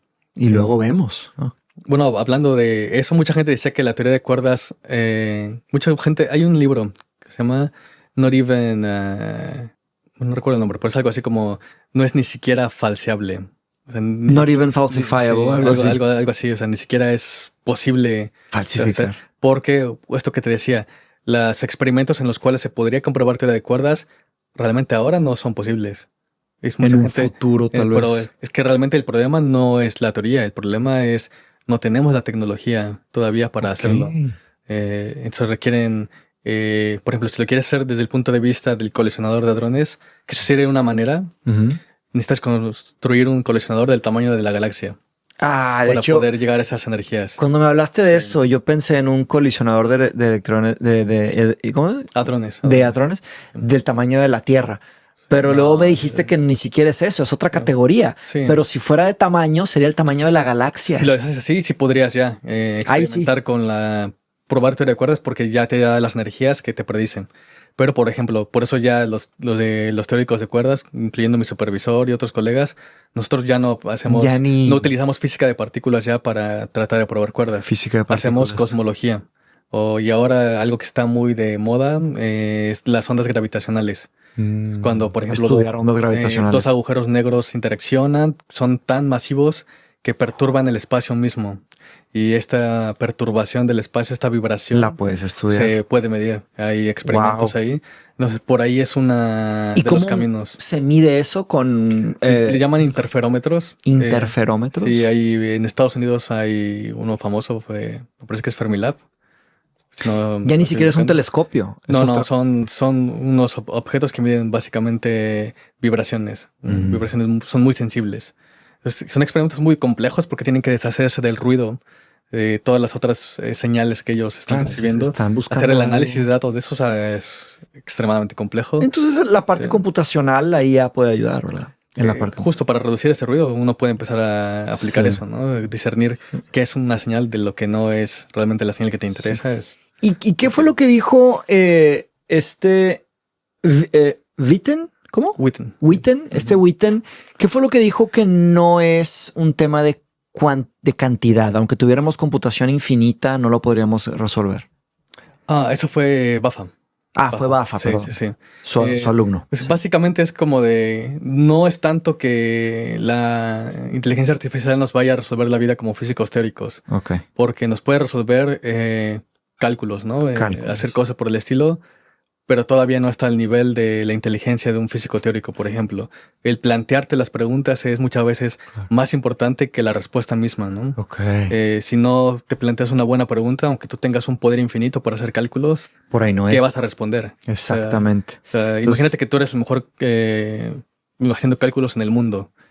Pues, ¿por qué vas a calcular, no? ¿Qué vas a calcular? Exacto. ¿Cuál es la pregunta que hacer? Sí, y eso es lo que muchas veces uno puede llamarle intuición física, ¿no? La intuición que alguien ya está experimentado, cosas por el estilo, y eso viene con implica esas preguntas. Creatividad física, creación. Justo empieza la creación, ¿no? Es como creación de lo crear, nuevo. cuestionarte las cosas, eso de verdad es inteligencia. Sí. Y todavía no tenemos, por eso lo que decía, aunque tengas infinita capacidad computacional, no vas a cambiar la física con eso. Exactamente. Sí, y principalmente porque son malos. Y me duele, Mario, pero no vamos a poder terminar tenemos que grabar una segunda parte. Ya, definitivamente. Sí.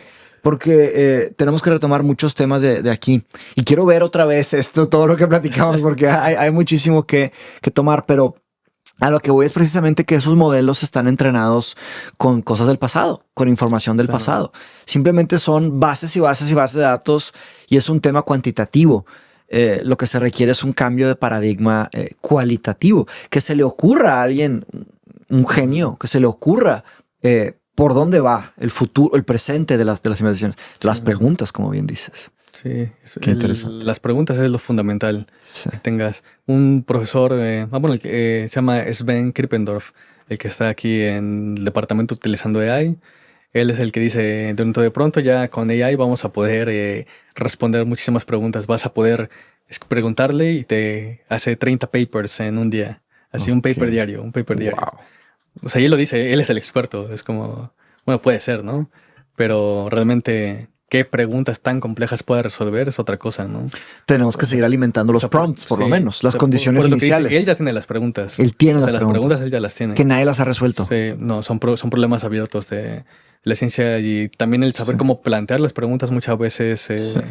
Ahora, algo que sí podría ser en este lado del argumento es que la inteligencia artificial puede conectar puntos que no se han conectado. Claro. ¿Sabes? Por ejemplo, un ejemplo tal vez tonto, pero tú conocer al doctor Pedro y su conversación, lo que pueda producir y de sus papers y tus papers, esa relación, esa polinización, llamémosle así, académica, que tendría que suceder a nivel físico, a nivel personal, llamémosle así, mundano, llamémosle. Y luego tendrías que ir tú a pensar y te vas a caminar y de repente, eureka, ¿verdad? Y se te ocurre. Eso, tal vez, sí, yo sé que no es lo mismo, pero tal vez una inteligencia artificial podría hacer eso multiplicado a la N, ¿verdad? A la N potencia y conectar tantos trabajos académicos que todavía no se conocen.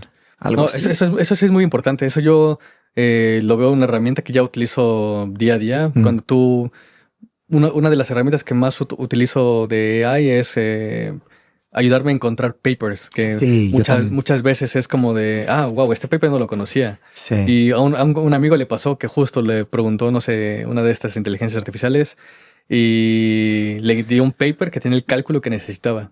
Fíjate. Y es como de, wow, yo solo necesitaba este cálculo, ya me lo dieron en el paper. Exacto. Que muchas veces por los métodos que utilizamos como científicos, que en principio somos buenos buscando información, pero no sé, la AI tiene la base de cómo buscar toda la información, entonces tiene otros parámetros, es otra cosa. Sí, eso se le llaman, estudios de inteligencia artificial le llaman needle in a haystack, que está buscando una aguja en un pajal, se dice, ¿no? Entonces la IA es muy buena para eso. Sí. Buscar una aguja en un pajal que nos tomaría tal vez 100 años. Sí. Entonces esas serendipías, que se podría decir, acelera un poco eso. Sí, conectar eso, ¿no? Conectar simplemente con otras investigaciones que tú no conocías siquiera. Sí, puede ayudar y sí, eso sí es una herramienta muy grande para como científico. Y a veces una universidad que está, no sé, igual está en University of Liverpool o no sé, o Manchester, ya sabes, o en París, que geográficamente, pero no tienes cómo, o es un colega tuyo de que está en Oxford o algo así. Entonces, pues, ¿cómo, verdad? Sí, entonces creo que en esos aspectos creo que sí puede ayudar. Entonces, de acuerdo. Lo otro sería brute force, se me olvidó mencionar, lo que se le llama brute force, que brute force sería le avientas cómputo, le avientas más y más y más cómputo, de repente sale el problema, brute force. Pero la propuesta de Buffer, ¿o cómo? Buffer. De Buffer, que hay cosas que no son brute force, que son más bien un tema de intuición. Claro. Me gustó cómo lo pusiste. Sí, es la belleza de la creatividad humana. Es lo mismo con el arte. Tal vez ya es algo más diferente a hacer ciencia, pero también parte de la creatividad. No sé qué tan creativo puede ser una inteligencia artificial, ¿no? Sí, pero sí, tal vez es un tema más complejo porque pues incluso humanos artistas, ¿no? Están influenciados por otros artistas. Por supuesto. Sí. Lo mismo físicos, ¿no? Construimos, como decía Newton, a hombros de gigantes, ¿no? Hombros de gigantes. Lo que otras personas ya han hecho en el pasado, tomamos de eso. Entonces, pues sí, también puedes decir que también la IA es creativo porque está tomando cosas que ya otras personas hicieron, ¿no? Y dándote algo nuevo. Sí.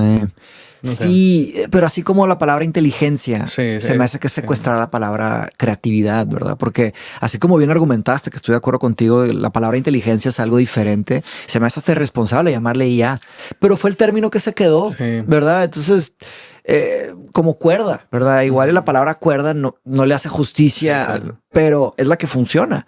Claro, es muy diferente, es muy diferente. No, de hecho es perfecto, sí. Sí, me parece perfecto el ejemplo. Sí. También la palabra cuerda es como que... Debe ser teoría de branas. Ok. Y ahí sí sería algo preciso. ¿Qué es una brana? Pues déjame te explico, ¿verdad? ¿Qué es una cuerda? Pues cada quien piensa, pues una cuerda, ¿verdad? Entonces, inteligencia es igual. Hay una lucha enorme en eso, pero tristemente ya no hay vuelta atrás, ¿no? Son como ratchets que van avanzando y así se queda eso de la academia. Entonces, la palabra creatividad también es algo diferente, ¿no? El hecho de tú tener una caminata, o como Turing, que corría. Turing corría y corría y corría, y eso le ayudaba a seguir avanzando y avanzando y avanzando. Y solo en esos momentos de máxima lucidez son cosas biológicas. Y eso le incorporaba su creatividad y su intuición como académico, ¿no? Sí. Esas son cosas que son humanas, a fin de cuentas. Pero necesitamos apoyarnos en hombros de gigantes también tecnológicos, hombros sintéticos de gigantes. Porque si no, pues por ejemplo, la computadora. Simplemente el trabajo no se podría hacer sin computadora. La inteligencia artificial se está viendo, algunos tipos de inteligencia artificial se están o internet, ¿verdad? No se puede hacer tu trabajo sin internet o sin, ¿verdad? Se está viendo así, que vamos a llegar a que se va a establecer ese precedente tecnológico y ya va a ser tan necesario como estas otras cosas, ¿verdad? La idea es usarlo para el bien, para buscar cosas mejores para el mundo, no desvirtuarlo, ¿verdad? Confundirlo. Sí, pero es interesante también cómo cada vez nos volvemos más dependientes de todas las tecnologías, ¿no? Sí. Pues, lo cual es, no sé, depende, ¿no? Pero puede ser muy malo también Estoy de acuerdo. Depender tanto de las tecnologías. Sí, por supuesto, por supuesto. Y cada vez pasa más rápido. Ahora tenemos los smartphones. Cada vez más jóvenes tienen que agarrar ese celular y lo necesitan. Y sin eso ya hasta hay estudios que sugieren que es como un phantom limb, ¿no? Como un brazo fantasma. ¿Dónde está mi celular? Me falta algo. Y luego un ejemplo que yo uso para esto, que me encanta la historia de la tecnología también, es de cuando se va la luz, ¿no? No sé si te acuerdas que allá en México se nos va la luz una vez a la semana o dos. Había momentos familiares como bonitos de que pues pones la vela y juegas juego de mesas o platicas cosas, ¿verdad? Cuando se va la luz. Ahora es cuando se va el internet, que en México también nos pasa bastante, se va el internet. Y en un futuro tal vez va a ser eso, se va el IA. Ya no hay IA. Que parece ser que si hay internet, hay IA. Pero tal vez no, se caen los servidores. Porque, por ejemplo, WhatsApp. No sé si te acuerdas cuando de repente se cae el WhatsApp. Como que nada jala, porque tanto es en WhatsApp y WhatsApp no es una tecnología, es una empresa pero ya es considerado, es tan prominente que es casi una tecnología en sí, ¿verdad? Es un producto necesario para muchos. Producto necesario, porque antes era el teléfono, Pero ¿quién es dueño del teléfono? Pues nadie. ¿Verdad? Usamos teléfonos, pero WhatsApp sí, tiene dueños. Entonces está muy raro eso. La IA pues, puede ser el caso de algo así. Oye, pero quiero cerrar una nota más ligera, hablando un poco de suerte, ¿no? El libro que escribí, que de hecho te voy a dar una copia, si es que te interesa algún día, echarle un vistazo. Nada que ver con el trabajo que haces, pero tiene una parte biográfica que te puede interesar y tiene una parte filosófica que te puede interesar. Y está todo en español. Yo traduje todos mis papers al español y mi tesis al español como un tipo de... ¿cómo se dice? Statement geopolítico, porque mucho del conocimiento solo está en inglés, está cerrado en inglés. Y yo siempre invito a los académicos que vienen a pensar sobre esos problemas, ¿no? Porque regresando a la polinización, igual hay un joven brillante que no habla inglés, pero podría tener las piezas del rompecabezas o un brasileño, yo qué sé, ¿verdad? O un italiano. Pero mi punto con esto es que en mi libro se llama Sangre y Suerte, y la parte de suerte la exploro porque, bueno, sangre sería parte de la genética, cada quien nos toca una genética, y nuestra familia, cada quien nos toca. Nosotros cogemos nuestra sangre. Y suerte sería no solo lo bueno, sino que lo malo también que nos pasa. Es como que la fortuna. Lo estudio más bien de un aspecto como los griegos, ¿no? Y el libro yo comparto un poco de mi sangre y mi suerte que he hecho en el mundo, ¿verdad? Pero en la parte de suerte quiero preguntarte, ¿qué piensas tú sobre el concepto de la suerte? Porque a veces le decimos suerte a cosas que no son suerte, pero a veces sí es completamente aleatorio y nos toca. Por ejemplo, si alguien está manejando y no choca y dice, oye, qué suerte tuviste. Ah, qué suertudo que no chocaste. Pero igual y fue habilidad o igual y fue intuición. O estás caminando por la calle y te encuentras una moneda. Qué suertudo. Pero otra persona caminó por ahí y no la vio, ¿sabes? Entonces, ¿qué piensas tú sobre la suerte? Y que si te consideras una persona suertuda en el sentido de que a veces uno hace su propia suerte o uno no la hace. ¿O qué piensas sobre eso? Bueno, yo creo que, por ejemplo, uno puede pensarlo también ahí desde la perspectiva determinista, ¿no? De qué tanto ya estaba eso como destinado, ¿no? Que te pasara. Pero, bueno, yo creo que, no sé de quién es la frase, pero está algo así como, la suerte tiene que agarrarte trabajando, ¿no? Uno debe estar, por ejemplo, uno puede decir, por supuesto yo me considero afortunado, yo no diría suertudo o algo así, diría afortunado. Bueno, algo similares las palabras, pero no sé si por alguna razón yo no hubiera, como por esto que te decía, ¿no? Tenido un poco de recursos para mudarme a Ciudad de México, no hubiera llegado hasta donde estoy ahorita, ¿no? A pesar de que soy la misma persona, con la misma inteligencia, sin ese recurso, sin esa fortuna, no estaría donde estoy. Entonces, siento que siempre uno debe... Yo más bien vería la suerte como el cómo uno aprovecha los recursos que uno tiene alrededor y cómo uno busca hacer las cosas, ¿no? Ya si le llamas tu suerte a eso, si lo quieres hacer un poco más como místico o mágico, es una manera de verlo, pero al final de cuentas es un aprovechamiento de los recursos que se presentan, ¿no? Cómo se presentan pareciera ser aleatorio, ¿no? Pero sí, no sé, es como también de cierta manera qué tanto aprovecha uno estos privilegios, ¿no? Que tengas la suerte o la fortuna de haber sido privilegiado con ciertas cosas, no necesariamente económico, ciertos simplemente dones, ciertos dones para, no sé, para el arte, para las ciencias. Por ejemplo, en mi caso yo no considero ser el genio, ¿no? A mí sí ha sido como... Yo siempre considero que no soy el genio de matemáticas o algo así, pero me interesa demasiado. Ahí no estaría de acuerdo por tu carrera, lo comprueba, ¿verdad? Pero en fin, yo sé que está el tema hasta del síndrome del impostor y todo esto, ¿no? Sí. No, o sea, bueno, o sea, tampoco me considero el peor, ¿no? Ok, muy bien. O sea, sí. Mi punto es como de... O sea, hay gente que sí siento que se le da, por ejemplo, cosas mucho más sencillas, ¿no? En matemáticas que a mí. Lo cual no quiere decir, por ejemplo, que sean mejores investigadores o cosas por el estilo. O sea, simplemente a mí me toma tal vez un poco más esforzarme que a ellos, pero es simplemente eso, ¿no? Es como uno hace ese balance entre el don o la suerte de haber sido privilegiado con esos dones a tratar de equipararlo, ¿no? El qué tanto me tengo que esforzar para que eso no dependa de suerte, ¿no? Del privilegio con el que otros empezaron. Como que jugar en contra de esa mala suerte. De esa suerte, ¿no? Ajá. Yo diría que son simplemente condiciones iniciales. Pensándolo así como un problema matemático, son condiciones iniciales. Claro. Y hacia dónde te mueves, pues tú dependes de qué tanto esfuerzo le pones, ¿no? Sí. Si tú te dejas nada más guiar por las condiciones iniciales o por cómo empezaste algo con los privilegios o tus condiciones o no privilegios también. Porque hay mucha gente con muchos privilegios que no hace nada con su vida. Sí, claro. Pero nada. Al revés, hacen el mundo mucho peor.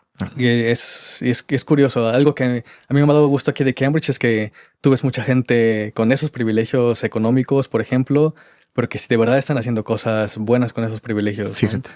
Cosas que sirven mucho a la humanidad o simplemente cosas más benéficas, ¿no? No simplemente privilegiarse y seguir acumulando riqueza. Acumulando riquezas, ¿no? Fíjate. Claro, también hay ejemplos de esos, ¿no? Ejemplos de... También hay. Ves las personas que están en Cambridge, tú ves porque hubo influencias también ahí, o sea, tú ves que no son personas realmente muy brillantes. ¿Cómo llegaron todo, ahí? ¿no? ¿Te ha tocado ver? Sí. Eso es yo creo que en todo el mundo, ¿no? Sí, yo creo. O sea, simplemente, por ejemplo, obviamente tú ves su currículum y es como de, tuvo tal estancia en tal empresa, Pero tal ¿cómo empresa, llegó? ¿Cómo es la empresa de su papá, luego la empresa de su otra persona. O sea, lo cual no le quita mérito, pero obviamente es más sencillo, ¿no? Que sí le quitaría un poquito de mérito, creo yo, ¿no? Es lo mismo. Yo no sé, a mí no me gusta. Ya. Por ejemplo, entiendo eso, ¿no? Que obviamente no hay mérito o la gente ve menos mérito en eso porque tú lo tuviste ahí. Sí. Pero no sé, para pero mí es lo como hizo. De, que también lo hizo. Tampoco es su culpa, ¿no?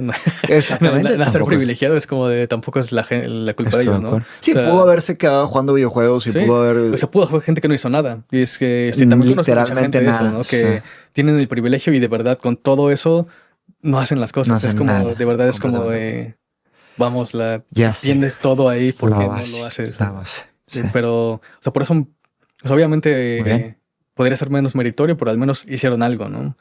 Pero sí, no sé, para mí entonces suerte es eso, es como uno aprovecha esos recursos alrededor y trata de cambiarlos si no son los recursos que te benefician desde el inicio. O sea, podría decir que no considero la suerte como un factor. Muy bien. Te vas más allá, o sea, nada más condiciones y cómo hacerlas, cómo hacerlo mejor. Al final, pues sí, eso de puede haber suerte, pero tiene que agarrar trabajando, si no, que tú tengas todos los privilegios, tengas todas las condiciones ahí, si no haces nada, no va a pasar nada. Excelente. Sí. Excelente. Muy bien, Mario. Pues muchísimas gracias, mi estimado.